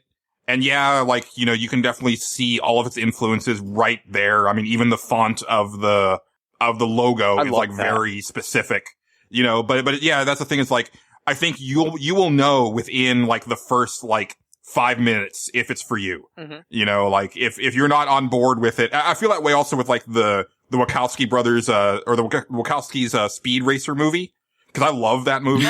but like you can tell within the first scene if it's for you. Because the first scene is like young Speed Racer, like in school, like sitting at his desk, and then he's imagining that he's in a race car, and then all of a sudden, like, it turns into like, almost like crayon drawing, like speed lines and stuff, and he's like zooming past, like this, like adult, like this little boy's fantasy, and it's like, if you've never experienced, like if you've never had that type of imagination, or if you think that's dumb or silly, then yeah, just turn it off right then. But if you understand what's going down, then you're in for a really fun ride. I think that's part of what made the remake of Final Fantasy Tactics so good was those kind of scribbly, sketchy cutscenes, because it made it seem like it was something going on in your imagination in a weird way. It was like, this is a fantasy world, but it was like inviting because it was like, and we're sketching this out, Which version is that? The PSP one, War of the Lions. Okay. Really, really nice cutscenes in that one. Anyway, Stranger Things, yeah, I would say give it one episode, and you'll know from then whether or not you're on board or not. You're absolutely right in that. How can you not be with Winona? You know what? As much as I understood why Winona Ryder got front billing because she's Winona Ryder, I thought the kid blew her out of the water. And I don't mean that in a way to say that Winona Ryder wasn't great. I'm saying that those kids were phenomenal child actors. For all of them. And I just was so impressed by that. It was like when I watched War of the Worlds. Now, I didn't like the remake of War of the Worlds at all, but it was Dakota Fanning was just like, oh, she's starring opposite Tom Cruise and making him look bad. You know what I mean? Now, I'm not going to say the kids made Winona Ryder look bad. They didn't. But they just, no, she was great. They were on fire. But so, she was like inheriting the mom's role. She was always like the kid, She was like the gothic kid that like the older sister kind of would have been if she was even a character or something. She would always take over movies almost with her roles in the 90s. But now she's like taking over in another way, I thought, in some ways. Like when it was so tense when she had to like try to figure out where it was in the wall and stuff like that. I was just, oh man, I was so with her, and I didn't realize I would ever think of her as a motherly figure, but I totally believed it, and I didn't think I would ever like be fooled. And I loved, I loved the nods it made to other stuff, like, and they seemed very respectful, like the wall thing, Freddy Krueger, and I could mention a million different things from a million different movies that I saw in there. I mean, how many times did they reference the Thing? And I don't think that movie necessarily was paying tribute to the Thing, other than like the authors were trying to say they loved that movie just as much as I do, maybe. There's so much other stuff in there that I'm just like, oh, that's from Goonies. And, the way the kids are communicating right now is straight out of Goonies. And, oh, this is like E.T. Whoa, this is really like E.T. But it's like a good E.T. because I hate E.T. Yeah, just one thing after another. And all of them paid tribute, but I thought were independent enough where I looked at that and said, oh yeah, you clearly nodded in that direction, but like, here's our spin on it, that kind of thing. Sure. I got to say about Stranger Things, it has reignited my desire to play D&D. Watching them play D&D in the game, I was like, wow, I really missed it. I used to play quite a bit with my friends back in the day, and I was like, yeah, I kind of miss doing that. That was a lot of fun. I never got to play D&D, and I'm jealous of people who did, because every time that I see that, it's like, oh, that looks like it would have been so much fun. Yeah. And, I'd love to do it now, and it's like, there's no one to do that with. So it's like, oh. I kind of find that I lean more towards dungeon crawlers. I'm not really big into like the tabletop RPG storytelling games, but I love a good dungeon crawl, and sometimes like if you add some character into that, that's a lot of fun. Yeah. Yeah, I can see that.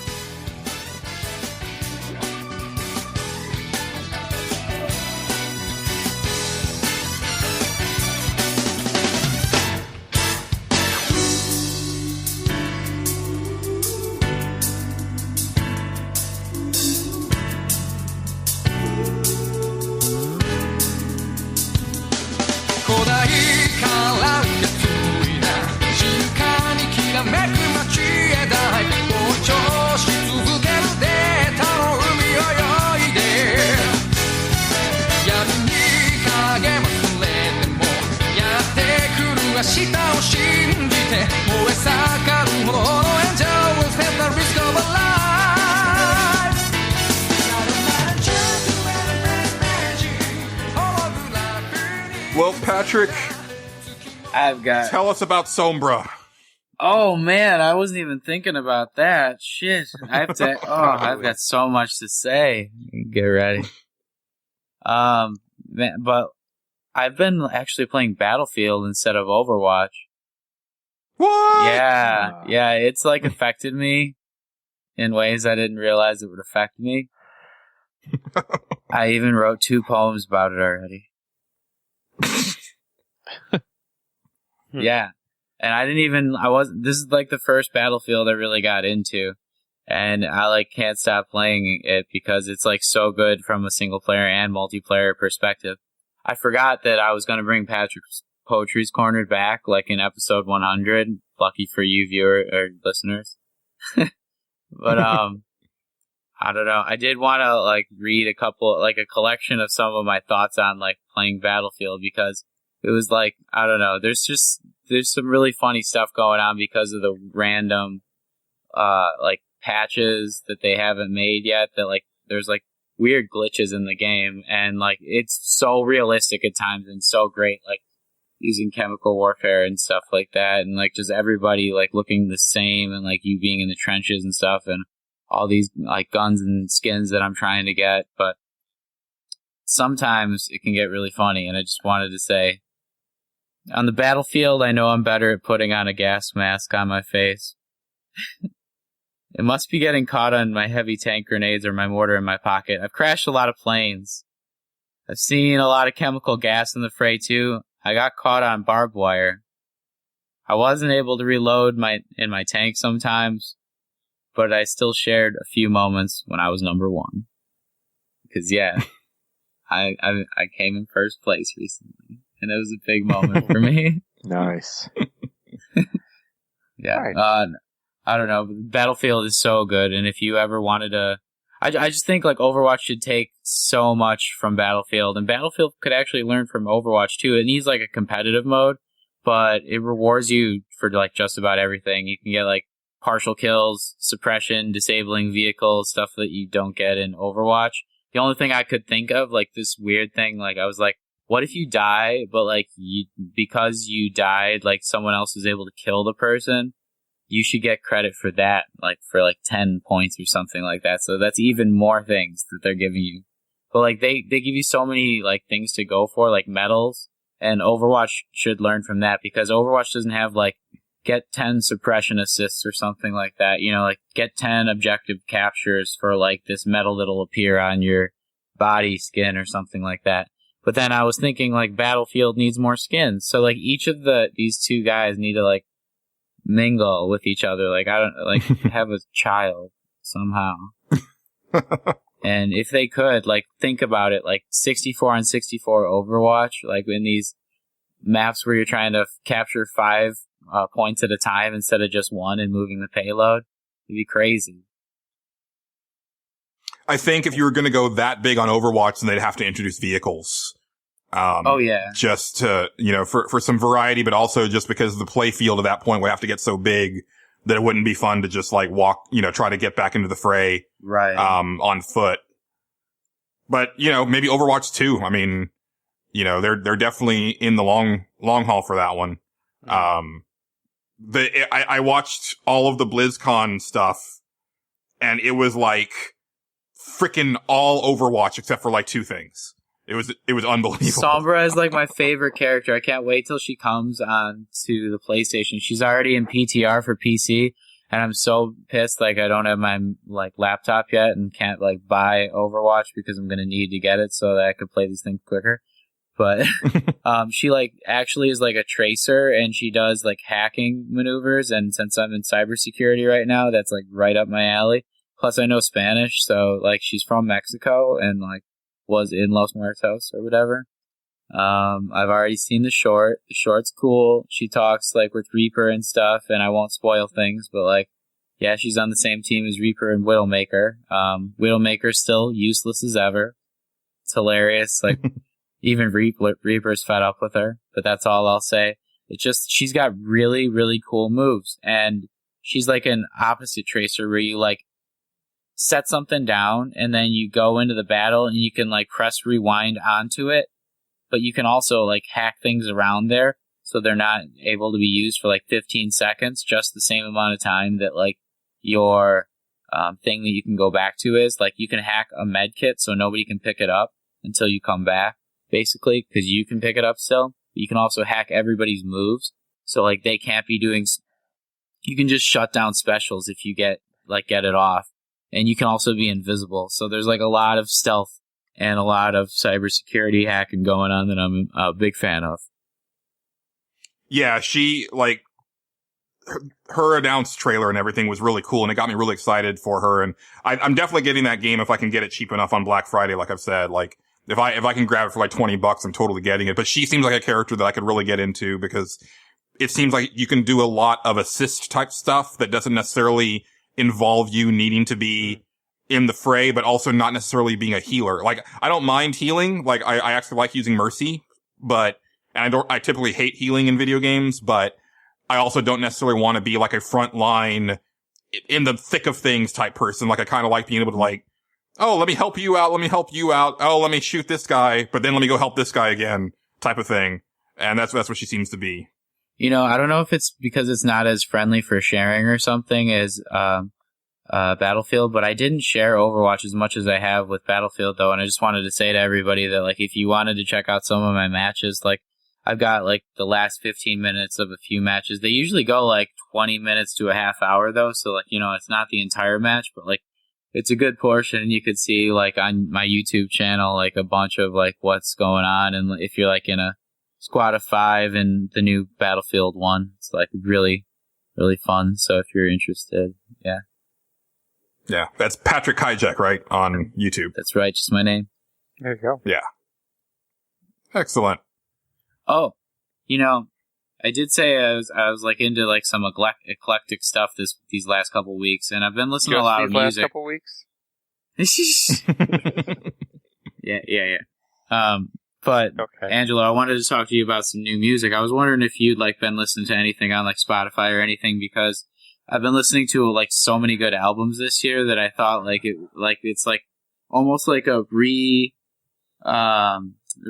of, like, dance funk music this year with, like, Big Gigantic and Grizz, like, and, like, there's also a great, like, alternative scene coming with Kings of Leon. I just wanted to tell everybody, like, if you got Spotify, to listen to, like, those three, because that's what I've been listening to, and especially, like, this Kings of Leon CD. I think, like, if you guys like Queen, their picture on the box art is, like, Queen's box art. And I know I've compared some punk rock bands to John Lennon in the past. But in this case, I think that the comparison to Queen is, like, a really, really warranted one. And, like, Kings of Leon are overdue because they just write so many good songs. And if you listen to the new song, the new CD Walls, you got to listen to the new song Find Me, and tell me that you don't just, like, start, like, bobbing your head and dancing even to that. Like, there's, like, dancing music going on all the time. I think it's almost like the death of, like, rock and roll in a lot of ways, and, like, people want to just, you know, like, be out on the floor and bounce into the beat at, like, 123 beats per second. But I was wondering if you notice any trends like that, Angelo, and what you've been listening to too. I am not. I've been really, really bad about listening to music this year, to be honest with you. I've been, like, mostly listening to podcasts and things like that. Which probably makes me a very, very bad person, because you're the audiophile. I am, to an extent, but honestly, I've been listening to mostly, like, video game music. Like, that's been the rabbit hole I've been in for, like, the last 2 years, is, like, just discovering video game music more than anything else. No, but that's like a big trend this year. That's actually something that they found is better for work efficiency, and I think that's like really progressive. That's totally something that they just added on Spotify, and something you should totally recommend too. So yeah. What's that now? Like listening to video game music while They you're have a like in channel your for that work on cycle. Spotify? Yeah, they just started adding it like probably a month or two ago, and there's like a bunch of really cool video game music that they added to Spotify. Oh. All right. So it's like look into that. Yeah, it's like a big trend. Like I listen to a lot of like this Zelda Symphony stuff, and also like classic Mega Man themes and things like that. Like I swear to God, they were like listening to our podcast. Have you listened to the Musha soundtrack yet, Patrick? No. Oh, do that. It'll change your life. They did this on a Sega Genesis. Just keep that in mind the whole time you listen to it. Musha. What is it again? M-U-S-H-A. Okay. Musha. Yeah. Hey, you guys. I went nuts I've got- on Twitter for that. I've got a suggestion. Mm. Check out a YouTube account called Dustin Odell. This guy will take Sega Genesis games, and he'll record all the music off real hardware and real games, real cartridges. And he posts them up on his account, and they are fantastic. He's got a lot of really good stuff up there, and it sounds great. Great. Nice, because that's kind of the problem with a lot of the Genesis stuff is like it's hard to emulate that stuff. Like, you know, that's even been a problem with Sega internally. Like when they try to re-release their stuff, like it doesn't sound like how it did, you know, on the Genesis initially. Yeah. Yeah. And, you know, he makes a point to use, actual hardware and, really good sound capturing, equipment. I think the guy's a musician or something. He does a lot of, kind of like, chiptune style music as well. But he's gone through. He's got so many Genesis games on there. It would take you a while to listen through all that. But I think he started adding Super Nintendo games. So he's recording that off real hardware, and it sounds fantastic. He's got a good selection going on there. Yeah. Nice. I'm gonna have to bookmark that for the show as well. Yeah. I'm always looking for like new music to just like pop in and make the soundtrack of my life to while I go to work or something. Yeah. I do find that's a good thing to listen to at work, which is kind of funny because I didn't know that they'd actually like looked into that. But it's nice because it doesn't have lyrics, which I find music with lyrics to be kind of distracting. But if it's just music, like my brain can kind of look at that and the work at the same time without getting too pulled into like what people are saying. Yeah. That's why I like Big Gigantic and Grizz, and I think this like dance techno scene is like really good for working too. Like it's probably even better than video game music, to be honest with you. But it also incorporates like jazz elements, like in both cases of Big Gigantic and Grizz. There's the saxophone that they play live, and they have like great samples of like in their music, and you gotta listen to like even Apple in their recent unveiling of the MacBook Pro played a Big Gigantic song called Little Things. Like, it's the little things in life that I feel. Big Gigantic has a song called Little Things. Yeah. All right. It's, I'm just enjoying that irony, I guess. My life is meta. What can I say? Yeah. It's just some of the best music. I saw them at Lollapalooza. They're so good, and I think it's great for if you like listening to what you're listening to, Angela. I would totally check it out, and Danny too. Yeah, since you like Sega stuff. Yeah, definitely will check that out. There's a podcast I've been listening to a lot for video game music too called oh goodness, I forgot the name. Give me 1 second, I will bring it up on my screen. And it is called Pixelated Audio. And they pretty much do the same thing. Like they'll go through a soundtrack, they'll play a bunch of tracks from it, or they'll pick a particular artist. They're really good about their themes. And they also love the Musha soundtrack, which is great. But I'm discovering a lot of stuff through them that I'm just kind of like unfamiliar with, and even like artists that I'm not familiar with. But just kind of neat because they try to stay off the beaten path for the most part. So kind of nice. Cool. Okay, then can I just confess to one thing before I go, guys? When we talk about 2004, travel back in time. Well, it's a sore subject. Oh. Well, we're not there yet. No, it's not 2004. It's a collecting issue I've been having. We've been talking about collecting. I've been keeping quiet for a while. But I went crazy in the last day or so. When I went to Walgreens, I've been seeing these Funko Pop Walgreens exclusive guys. And now I only had 4 Funko Pops total in my life until a day ago. Now, guys, I tripled that amount. They were buy one, get one free, and you can't get them anywhere. And if you see them at Walgreens, you need to take like advantage of it the next day or two. They're Star Wars themed. Like I got General Grievous.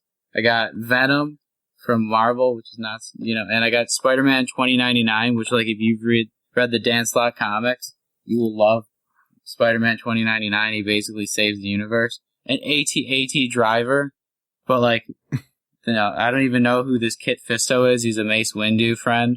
But, yeah, they were $5, and they go for, like, $12 to $15 normally, like, online. On eBay, like I could sell them right now for like triple what I got them for. It's crazy. But the biggest one, and I found 2 of them in one place today. Right before this, I was almost late for it. I found Spirit Yoda, guys. Glows in the dark. Sweet. Yeah, $5. Oh my god. With a dark path you're leading, or you're going down, Patrick. I just want you to know that. I gotta flip these because they're gonna take up way too much space. Like, that was just one day. I got like $40 worth of them. 8 of them. Wow. Yeah, man, you might want to switch to Amiibos. A lot smaller. This one goes for $131. Like not anymore. If it was on sale at Walgreens for $5. I know. Like, I gotta like find one person who does that though, because they're selling it like right now on eBay for like there's like 10 left or something. Nobody's selling them. I don't know why. But like, I have one that doesn't say Walgreens exclusive.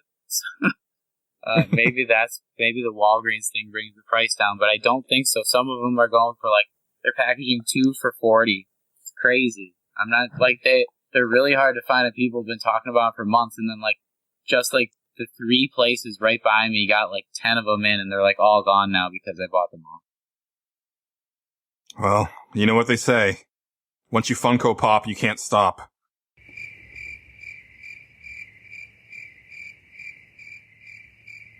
Ah! It's so true. Because it's not just me, it's Paige too. I don't want to rewind, but Nintendo Switch better have Amiibo support. Yeah, if it doesn't, they've messed up because that's a big cash cow for them. Should have Funko Pop support. If it didn't. Well, I'm going to go real quick because we're running a little long. I know 2004 Chrono Crossing is going to be a big one. Real quick, just to put this out there. So I did end up doing the first Nerds Without Pants Twitch stream on Halloween night. Played through all of Until Dawn. It was in 2 sittings because I had to go get my 50-cent corn dogs at Sonic for dinner. But that was an interesting experience. Until Dawn was weird because I was getting this message where like the Twitch chat was disabled because it was saying that I was in a blocked scene, but people were able to see the feed. So I don't know why it was saying that. But so for the entire game, like people couldn't comment or anything. But apparently I had like 25 total views, and then there was at least one person who was there with me right up to the end. I don't know who that was, but whoever you are, I love you. You stuck it out with me. But it was a very interesting experience because I'm a pretty quiet person in general. And when I'm playing video games, like I kind of don't say anything other than, oh, come on. Like when there's something really unfair that happens. So I'm pretty quiet. So I was like, I don't know what to do here. Like, do people expect me to talk? Like, it's kind of a cinematic game, so don't you want to hear them, but maybe you want to hear me? So I kind of try to strike a balance with like vocalizing some of my internal monologue and then kind of talking a little bit about comparing my experience with the first time that I played the game. But I wasn't trying to talk too much just because I wanted to let the game speak for itself. But that game is still freaking fantastic and not as long as I remembered it being. Cause, initially I played like an episode at a time, with my girlfriend, and it felt like it was like a good, 12-hour game, but I actually finished it in about 7. So I didn't end up playing it until dawn. I was done at 2 a.m. Huh. But, it was a lot of fun, probably do some more Twitch streaming in the future. Just not sure what, but if you're interested and want to follow us, on Twitch, we're Nerds Without Pants. all one word. So, check us out. And thanks to everybody who watched. And, if you did watch, let me know what you think, because I was like completely flying blind, completely new realm, completely new territory for me. So, I'm wondering how I did. Man, that's why I couldn't find you. I was like trying to find you around 3 a.m. or something. I was like going to watch you until dawn or something. And then I was like, no broadcast? Like, what the, like, I don't know. So, yeah, I was already done. I was surprised. Yeah, I thought something was wrong with me, and I was just like embarrassed not to be able to find it. But I was like, yeah, I searched it. So yeah, we'll have to do some more. Yeah, definitely. And then game-wise, I mean, I already said it, but like World of Final Fantasy, I mentioned it briefly on the last episode, but that game is glorious. It's the purest Final Fantasy game I think that I've played since like 10, maybe 10-2, as far as like the combat goes, like the battle system, the classic Final Fantasy enemies, but also it's just really fun. It's funny. If you like anime, like it's very deeply rooted in like comedic anime. So if you're like, if you're a fan of like Ranma or Slayers or, like some of the more madcap anime from back in the day, it's got that kind of humor to it. Very punny. So I've been really happy with that. Like if you buy it, if you buy the day one edition, you buy it brand new, it comes with a free download patch for the Japanese voices.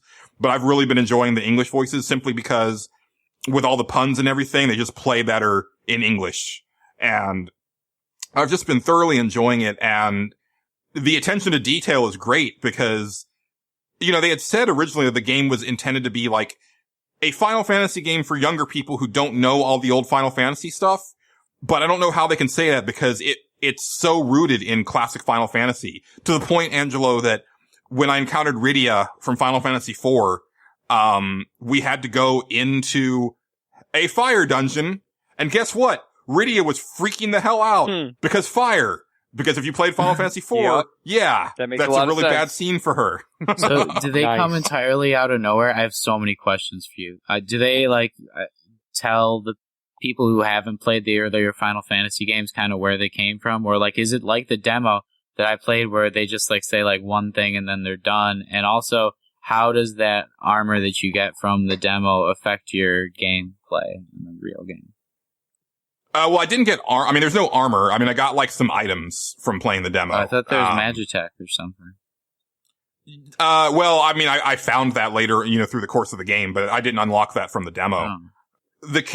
In the demo, like, yeah, the Final Fantasy characters are kind of just there to like hand you items and talk to you. But in the story of World of Final Fantasy, they're fully integrated. It's a lot like Kingdom Hearts, where they're just all in this world together. And it's like the world of Grimoire. And it's interesting because if you go look at the bios for all of these classic characters, like it says interesting, like, so Lightning, she's in her Lightning Returns costume, which I think is like, yeah, because we want to remember the worst Final Fantasy 13 game. But then in her bio, it says, well, she's actually the age that she was in Final Fantasy 13. And they'll have these weird things. So like Riku she's dressed up like in her outfit from Final Fantasy X-2, but it says this version of Riku actually hasn't met Tidus and, like Yuna yet. So, it's like they're playing fast and loose with like the chronology of these characters, but they're all together in this world and they just fit. So like, you go to like Midgar from Final Fantasy VII and they're talking about Soldier. You're like, oh, well, we have Soldier to protect the town. But then you have like this like resistance group called the League of S. And so of course, like Lightning, Squall, and Cloud are all members of the League of S, because why wouldn't they? Because they're all like very similar type characters. And yeah, it makes sense that they would be in this like super elite resistance force type thing. So it all works really well. Like when the characters show up, it's not like, hey, remember me? It's like, no, they're there to, further the plot along. They're there for a purpose. In some cases, they're very integral to the plot. In other cases, they kind of are there to, kind of help you out really quick. Like one of them, like Eiko from Final Fantasy IX popped up and she tends this bridge that's actually, a summon. And so it's up to her to like kind of control this bridge. And so she shows up to help you do that. And then she's gone. So she's not a big part of the game. But then other ones, you know, like once you complete like their part of the story, they become unlockable as the summon spells, because you don't really summon like Bahamut or Ifrit or stuff like that. They're in the game, but the Final Fantasy characters are actually like the big flashy spells. And I don't know, it's just super charming.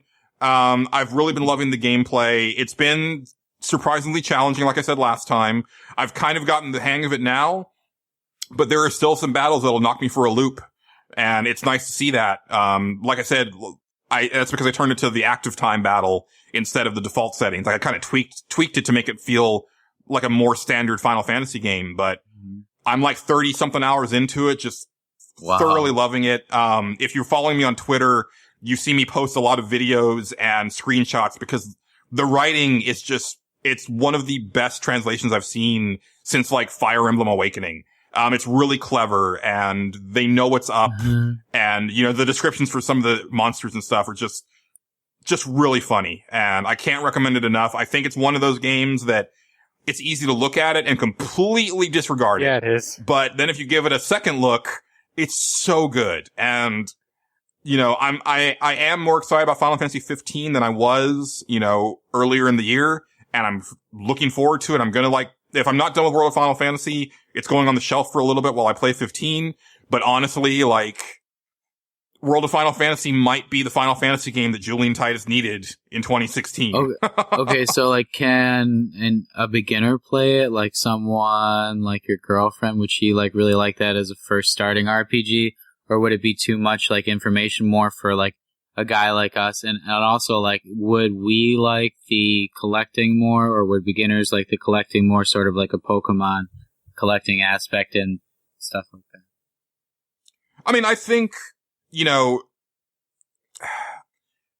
you'd have like, you got to start somewhere, right? And it's a turn-based RPG. And, you know, if you want to start, if you don't want to like make it active time battle like I did, it's definitely easier to come to grips with if you've never played those before, because you've got all the time in the world to make your decisions. Yeah. Now, in active mode, like, yeah, you're good, like, you've got to make those decisions quick, and you can get spanked really easily if you don't know what you're doing.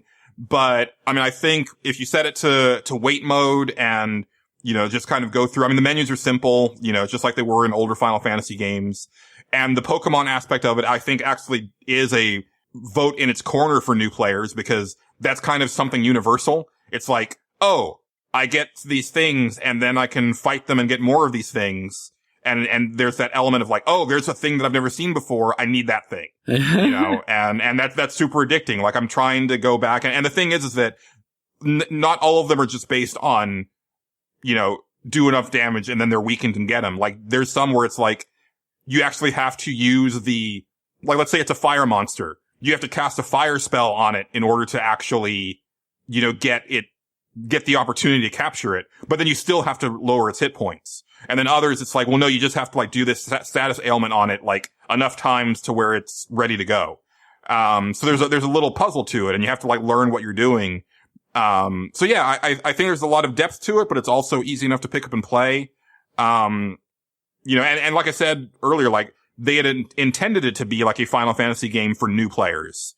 It's just that it's so steeped in the nostalgia that I think players who've been around for a while are going to get a lot more out of it than newbies. But again, it's so charming and it's so funny and the characters are so likable that I think, you know, anybody can really enjoy it.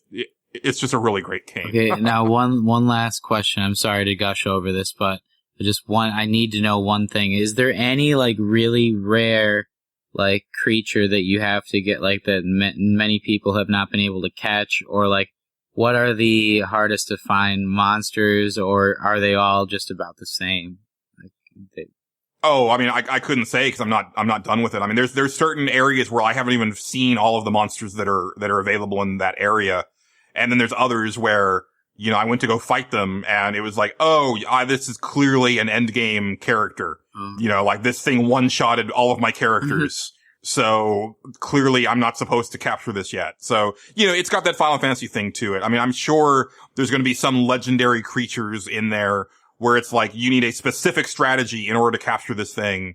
And by the time you're good enough to get it, you can basically kill anything anyway. So it's more of just like a vanity thing because, it wouldn't help you at that point of the game. It's sort of like Emerald Weapon on Final Fantasy VII. By the time you're strong enough to fight that thing, like, it's not going to get you any benefit other than bragging rights, because, you can already mop up the floor with Sephiroth in like a turn by the time you kill that thing. Yeah. I think that's what I always hated about those. Like, that's when the Nomura-ing of Final Fantasy kind of began, I think. If that makes sense. And I think that's kind of like where it started, because you see a lot more of that the longer the series goes on. Where it's like, we're just going to put these crazy things in there that really offer no benefit to you whatsoever, other than you can do them if you want to. Yeah. Yeah, and I'm sure that World of Final Fantasy is going to have plenty of that, but I haven't really seen it yet. But, that's one of those things where it's like, for me, it's like, okay, I'm done. Like, I don't necessarily need to do all of this. I had my fun and I'm going to move on. But then, if you're an obsessive type that needs to get all that stuff, then yeah, it's there. Cool, it is there. So, It is there. Mm-hmm. And, this podcast is there, but we've still got one more section and we're running a little long. So let's go ahead and roll into Chrono Crossing, which means let's hit that music.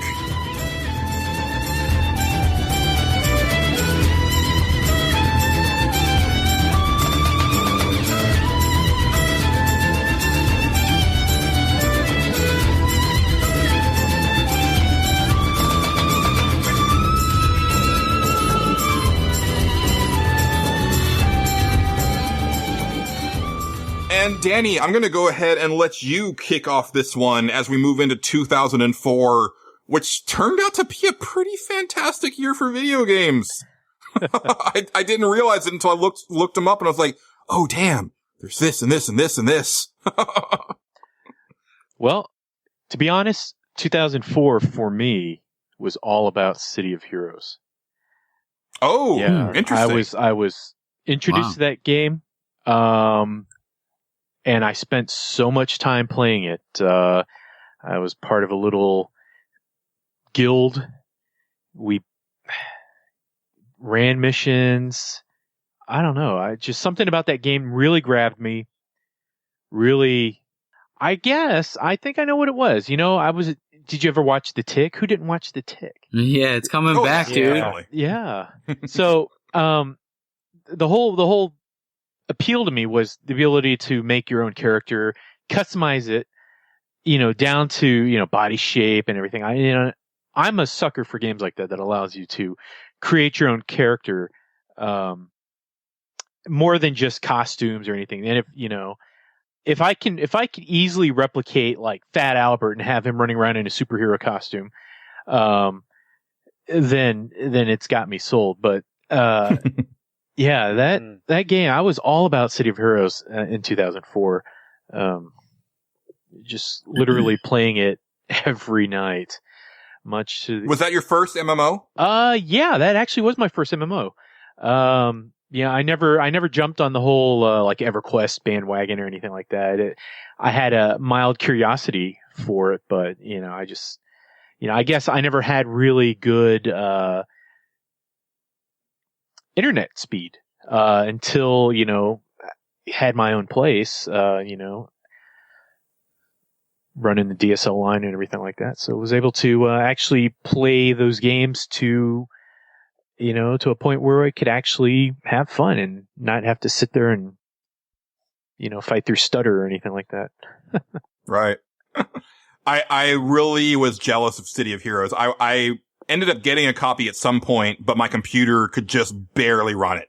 Like it was embarrassing, and I just was not able to derive any fun from it because it was just so laggy and just like the pop-in was so terrible. But I would always see like people playing it or like see screenshots of like people's created characters. I was like, oh, that looks so much fun. Oh yeah, it sure was. And I actually slowly had to upgrade my machine to run it at a decent frame rate. Had to knock down some of the, bells and whistles on the game, but it still looked great, still played fine. Was able to do everything I wanted to do in the game, without any huge impact in performance.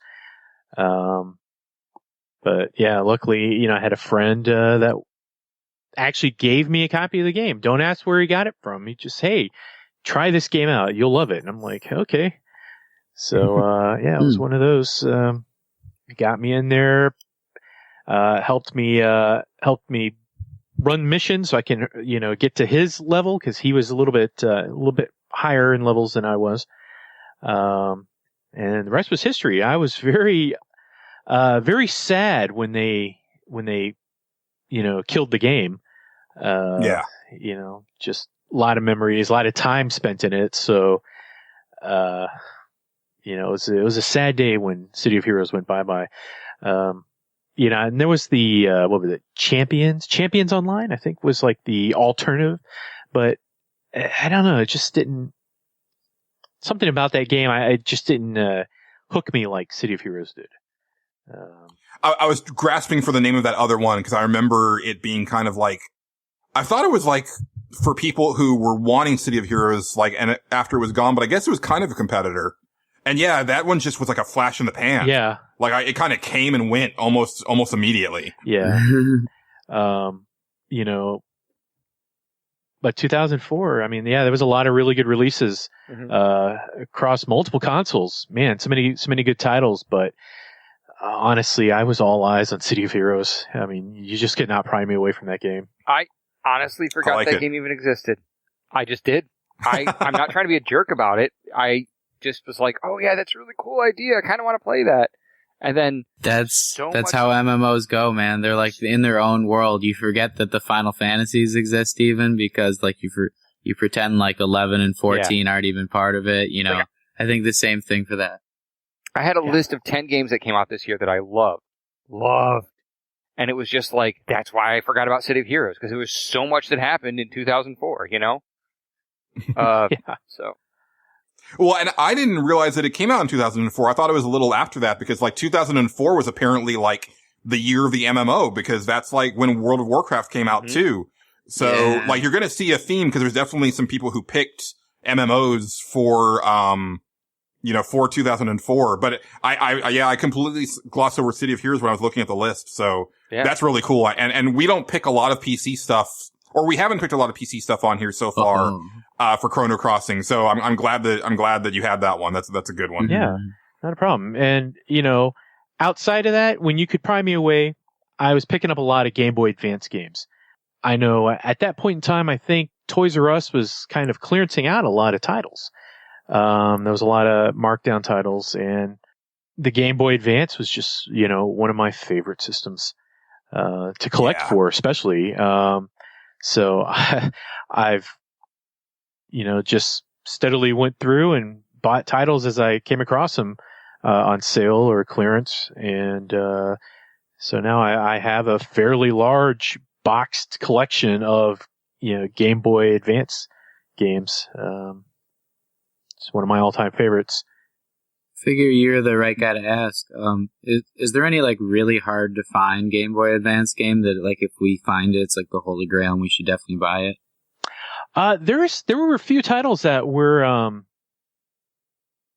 pretty well sought after. I think they still fetch a fair amount of money on places like eBay. The one that pops out in my head is Ninja 5-0. Yeah. Ninja 5-0 is a great platformer in the vein of something like the old school Ninja Gaiden. Very, very similar game mechanics. That's one I'm always looking for, maybe out in the wild, but I really haven't come across any copies outside of eBay. But I played it back at Gamefellas and I didn't buy it and I wish I had. Yeah, I know that story. Definitely check it out. Ninja 5-0. It's one of the better games on the Game Boy Advance. And that's saying a lot because there's so many really great games on the Game Boy Advance. Yeah. I think, another really great title, you've probably seen it. The Final Fantasy 1 and 2 collection they did for Game Boy Advance. That was another one I really enjoyed. Just the graphic overhaul. It was just, I was really digging all those re-releases that Square Enix was doing, for the Game Boy Advance. All the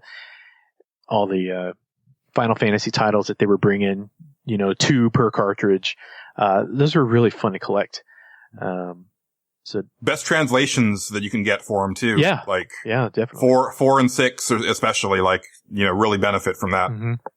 Definitely. And just, again, I just got to gush over the beautiful graphics. What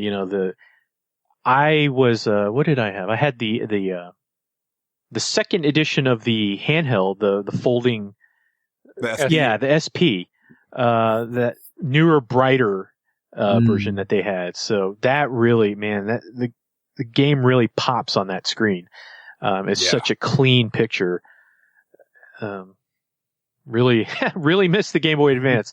It's just one of my favorites. So, yeah, definitely check them out if you don't have them.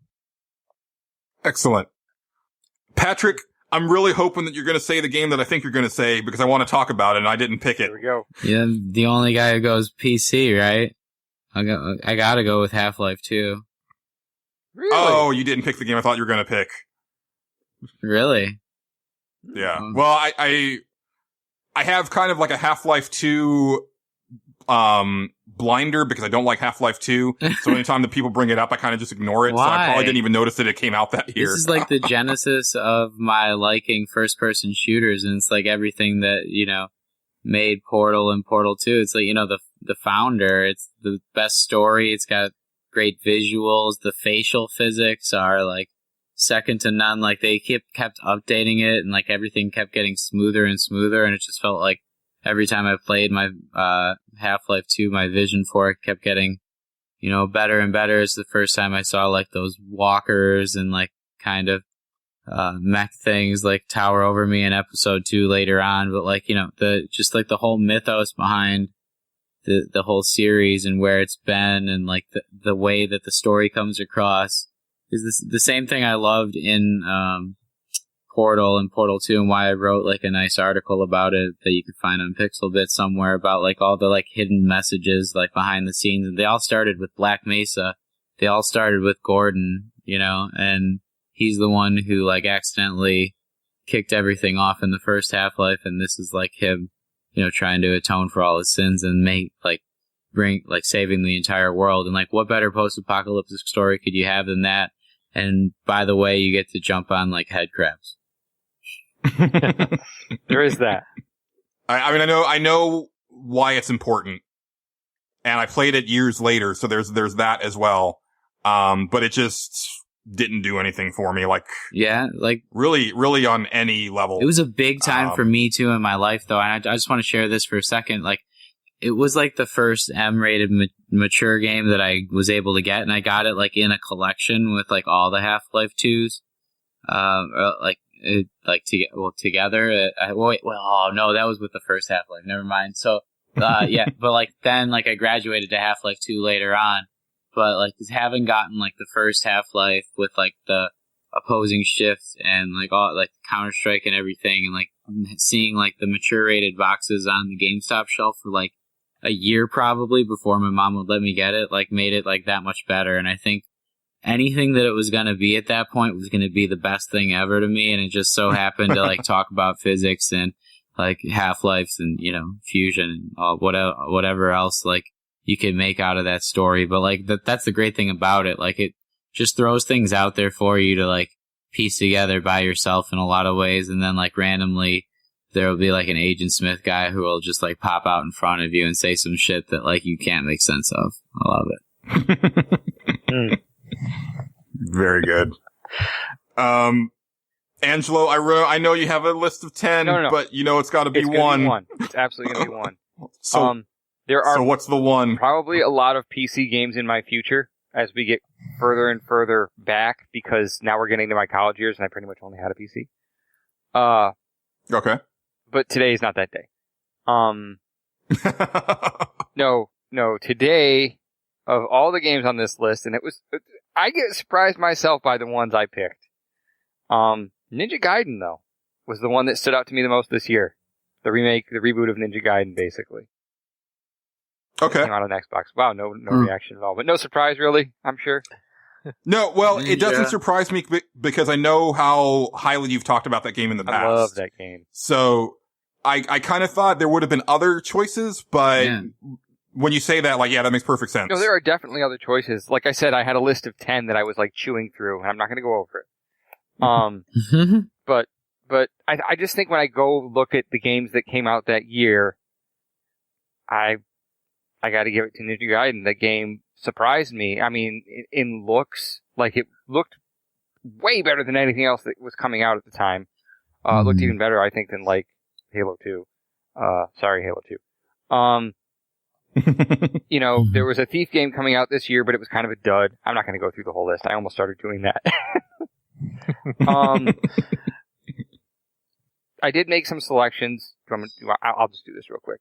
Just say them. Yeah. The names. I did some selections. I kind of narrowed the list down a little bit because I don't want my kids going through all of them, but I asked them what their picks would have been from this year. And my youngest picked Final Fantasy 11. And Interesting. yeah, I thought so too. And he goes, "No, I really like those games. I've seen you play them. I played similar games. He's played like Dragon Quest and stuff like that. He really likes the strategic element to it."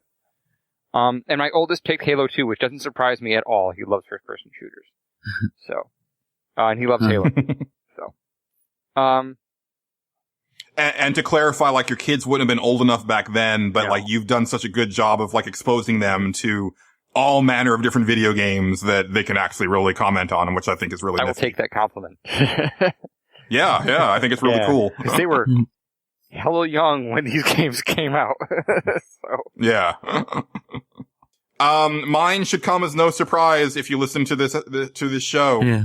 I guess the only surprise is that I haven't picked one from this series yet for Chrono Crossing, but it's Final Fantasy 11. yeah. You know, like Danny, this was like my first MMO, and it's a moment in time for me. Like the time that I played Final Fantasy 11, but especially like the first year or two, is those memories are etched in my brain.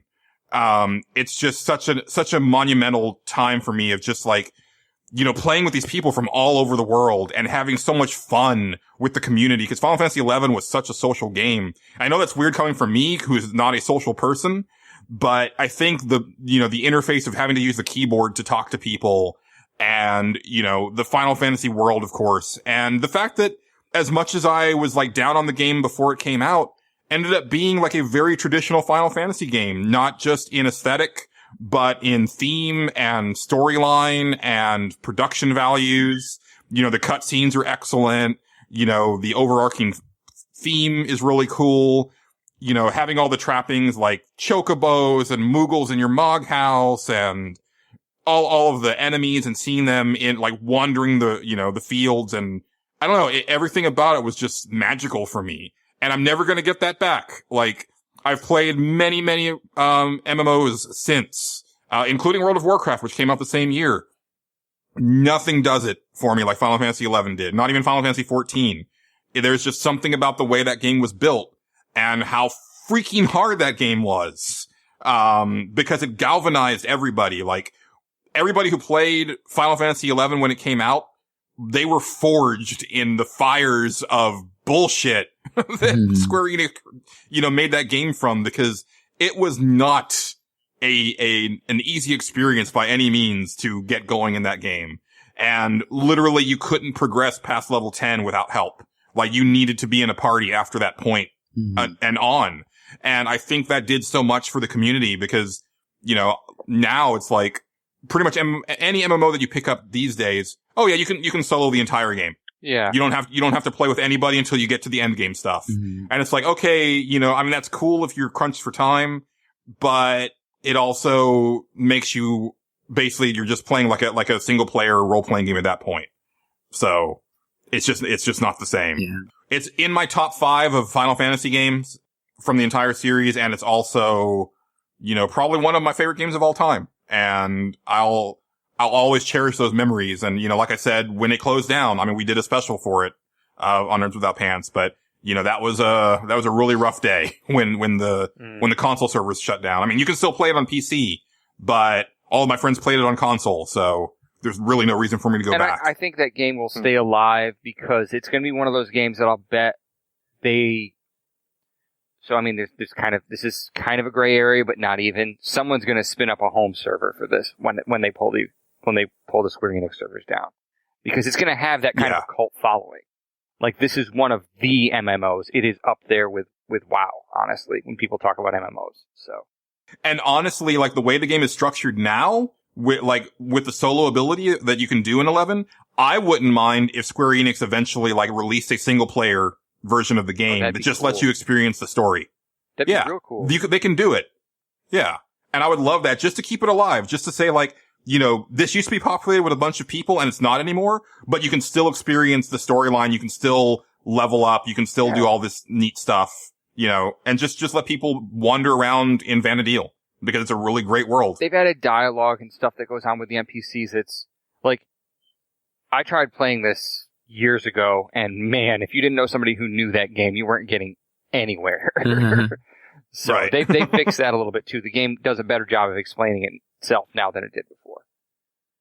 Oh, phenomenal job now. Like honestly, like I wish that game was playable on PS4, because, and Xbox One, because the onboarding to that game now is so great that I think that it would still have an audience on modern consoles. Yeah.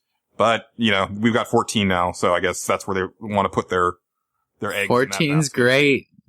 No, it is. I'm not saying it's not, but, but they can exist together, because they offer different things. And I honestly think that there would be plenty of people that would still play 11 on console if it was available. Yeah, always more choices. Yeah. Michael117 over at Pixelbit says that, my favorite game of 2004 is Lord of the Rings: The Third Age. The Third Age is a turn-based RPG that borrows heavily from Final Fantasy X's combat system. That's true. It actually takes it almost wholesale, but it's not a bad thing. He says, of all the great games that came out this year, The Third Age is the only one that I regularly replay at least once every year or so. And it always makes me feel like I went on a fantastic adventure. He says, it's worth mentioning that this is one of those RPGs you will finish in around 35 hours, including a bit of grinding. So I think that's the perfect length for an adventure like this. See, I don't understand how you play how do you play one of those games like every single year? Michael has like so many of those games too. I don't know how he does it. And like what games he picks for them are crazy. Just like Michael is. I love it. But it's like this one girl I met who rewatches the Titanic at least once a year. It's like, why? Every single time. Like, you know, it's not that complicated. Maybe one time Jack will survive. Maybe that's it. I mean, I'm, you know, I don't necessarily play the same, like a game like every year, but there are certain games that I will, you know, I've gone back to so many times that, you know, and they still fire on the same cylinders for me, like Super Metroid. It's like, I get the same experience every time I play that game as I did when I was 14. It's not lessened by any means. Resident Evil, for some reason, like I still enjoy it, you know, as thoroughly now as I did when it was new. It doesn't scare me as much, obviously, because I know when stuff is going to pop out, but the actual experience of it is still just as powerful for me. So I get it. You know, now 35 hours, like, yeah, that's a time commitment, but, you know, for you, Patrick, that's just like a couple nights off from Overwatch. Yeah. Xrian chimes in with Burnout 3. Thank you. He says back in 2005, he said he would have said, Halo 2, you know, like the year after it came out. But, now in 2016, it's Burnout 3. Dozens of amazing shooters, including more Halos, have come and gone. But now there are a dime a dozen now there are a dime a dozen and many have surpassed Halo 2's gameplay and PvP. Burnout 3, on the other hand, in my opinion, has never been topped. It's easily my favorite racing game and probably always will be. The sense of speed was amazing and probably still is. The fun that came with crashing was unparalleled. Crash mode provided, more fun alone than most racing games. I agree with that. I do. Love Crash mode. Absolutely. I agree with almost that entire post. In fact, I almost want to say maybe that probably would have won too, except like Ninja Gaiden was my first ever character action game experience. Oh, and I mean, like, okay, I didn't have a PS2. We talked about this. So I didn't have like the whole, Devil May Cry or any of that. So this whole hybrid of a fighting game / a brawler was totally fresh to me, and it's really cool. Yeah, I think for the next couple years of Chrono Crossing, Patrick and I get to like make fun of you for not getting to play the games that we played. Yeah, probably. Casey, it's a no-brainer if you've listened to the show because he toots this horn a lot, but 2004 is my favorite year for games and had the release of my all-time favorite game, Star Wars Knights of the Old Republic 2, The Sith Lords. Absurdly long title aside, this game did so much right that I didn't care if it was a buggy mess. I still love the combat in depth and customizing your character and equipment. I loved how its influence system had you actually learn how to interact with your party members and really build a bond with them to get the most out of them and learn new abilities from them. And he goes on to say, but what makes this game and its story, what makes this game is its story, and how it turns many of Star Wars themes, and ideas on their head. It took the idea of the Force and brought an ugly side of it, having a destiny for everyone, where some people just have no choice in their ugly fate. Or how it showed how everyone and everything being connected by the Force would be devastating after a war crime was committed. To me, this is both the peak of RPGs and Star Wars. Neither wants to explore the themes and ideas this game brought up 12 years ago, which is a shame because it's also a testament to how bold Obsidian was to make this game in the first place. And he's talked about it a lot in other, like, stage selects and stuff like that. And, I've never played it. I'm really jealous of it. I really hope it's one of those games that gets some sort of, re-release that, throws in some of those, fixes that have come out over the years. I think they've officially published, the fan-made mods to the game on Steam, but I'm not much of a computer game player, so I still would rather, play it on a console if I could. So I want to experience it someday, but, that day has not come yet, as Angelo would say. Mm-hmm. And then we got a whole mess of them, on Twitter. Good. I was really glad to see that. So JD says, he says it's a toss-up because so many great games came out this year. But for him, it came down to Metroid Zero Mission and, Baten Kaitos. And, he says, I think I'm going to go with Baten Kaitos. The trailer that was released for it really impressed me, and the game itself boasted really artistic visuals and an astounding soundtrack. The deck building and combat mechanics were really fun to mess with, and even though the voice acting was pretty bad, the game's main plot and characters were all memorable, and it stands as one of my favorite games of all time. But damn, 2004 was quite a year. Mm-hmm. I skipped that one completely, but I always thought it was a really interesting looking game. And it was a GameCube game too. So one of those unique experiences to the GameCube. I should actually track that down. James Kalunga once again chimes in at J_Kalunga. And I'm glad he said this because we haven't talked about any of these. I want to. He says GTA San Andreas is my favorite GTA game. Oh. And then he says, Def Jam Fight for New York is an extremely underrated fighting game, and there's nothing like it since, but he gives it to GTA.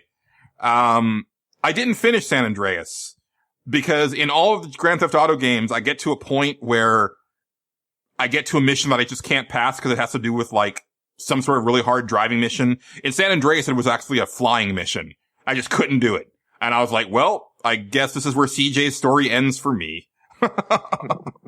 But it's such a cool game. And one of, I think I've mentioned before, but real briefly, one of the things that I loved about that game in particular, and, divorced from, the hot coffee incident or the violence or anything like that, is just getting an inkling of what it must have been like to be a black man in South Central LA in the 90s. It's not, you don't get the full effect, obviously. There's no way you could, but just, there's enough of the way that character is treated where you're like, oh damn, this is a very different experience than I had, as a teenager. So I really dig it for that. Adam Sexton at Avid Krajam says World of Warcraft. As a social gaming experience, it's second to none. Crucial for my love of RPGs and possibly my favorite game of all time. And still going strong. Apparently the new expansion has won a lot of people back. Every time that a new World of Warcraft expansion comes out, I get really excited because I want to get into WoW, because I've only played it up to level 25 or so. And I love the art style. I love everything about it, but then it's not Final Fantasy 11. I usually go as far as downloading it, and then I look at it and I go, nah, I can't do this. For you, it's more the time commitment though, right? Yeah. It is for me too. I'm not sure what's the difference maker? Why is it different than anything else? I think for World of Warcraft, it was the fact that it was so accessible in a time when those games were very difficult. We're comparing to Final Fantasy 11. Final Fantasy 11, you had to fight inch by bloody inch for everything. Where World of Warcraft was no, you know what? Just get in here, have some fun. We're going to have this really nice pathway. All the quests in World of Warcraft are very, they flow, from one to another. So you kind of just naturally end up going from area to area, where Final Fantasy 11 was like, you get a whole bunch of quests and then it's like, like figure it out. We're not going to tell you like where you need to go do this. And there wasn't really a lot of direction to it. Like, and leveling too. It's like you didn't really know where to go. Like people just kind of had to learn that over time. And then you would talk to people and say, oh no, you need to come with me now. You're level 10. We need to go to the dunes. But you might have not even known what the dunes were or where the dunes were. Where World of Warcraft was like, no, like if you follow, the breadcrumbs, you're going to get to where you need to go, and then, and of course it's more fun with friends as well. So I think that's really what the difference was for that one. It was just very accessible and, the art style is really cool. There's just a charm to it. And it was really cool when I did play it for a little bit. But I mean, just nowadays it's like, oh, I get to choose, like, okay, I'm going to bring it up again. If I flip on Grim Kingdoms, I can either play it for 15 minutes or I can play it for 3 hours. You can't do that with an MMO. Right. That's an investment every time you turn it on. Right. And they've gotten better with that stuff. But yeah, even so, like, if you want to do anything meaningful, you're on there for at least an hour these days, if not 5. Yeah. Bobby, over at, on Twitter at BG Bronson says, although I want to say Ninja Gaiden, at the time I would pick Fable. I was so freaking excited for that game, and although it wasn't everything promised, it beat the dog shit, I beat the dog shit out of that game. A surprisingly great RPG with a fun story and loads of side quests. Plus a hilarious tongue-in-cheek humor with some of my first introduction to British-style comedy. I even replayed through Fable a few years ago when it was released on the 360 and had a wicked fun time. Fable wasn't the masterpiece or groundbreaking game I expected it to be, but it was certainly lots of fun. And yeah, I really liked that first Fable. I like all the Fable games. Well, the first 3. We're not going to talk about those offshoots. But, I've said before, I love Peter Molyneux. I like that there's a guy out there who's dreaming big, and even if he never succeeds, like, fully with what he wants to do, I'm glad that somebody's, like, spewing out all this stuff, and maybe it inspires people later on to try it. I'm still waiting for a game where you plant a tree as a kid and then it grows up when, and it's fully grown when you're an adult. Like, I think that's a really cool idea. Yeah. And, and one last one. JD actually, threw out my tweet on Facebook, and he got one from Robert St. John, who apparently is related to, John St. John, like the voice of Duke Nukem. Wow. So that's kind of awesome. He says, Mega Man X Command Mission. Does anybody remember that one? The Mega Man X RPG? It sounds, yeah, I do. I don't think I played it, but I know the name.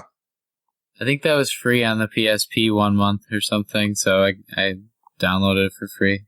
Like a remake or something.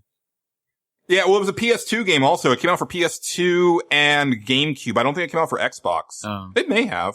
But I always wanted to play it. It looked so cool. And I think that was the last... Did that come out before Mega Man X 6 and 7? Because those kind of, like, buried Mega Man X for me.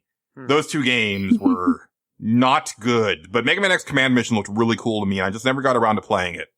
So it was cool to have somebody bring that one up. Yeah, and, absolutely. Whew! That was a year, guys. That was a great year. That was a hell of a year.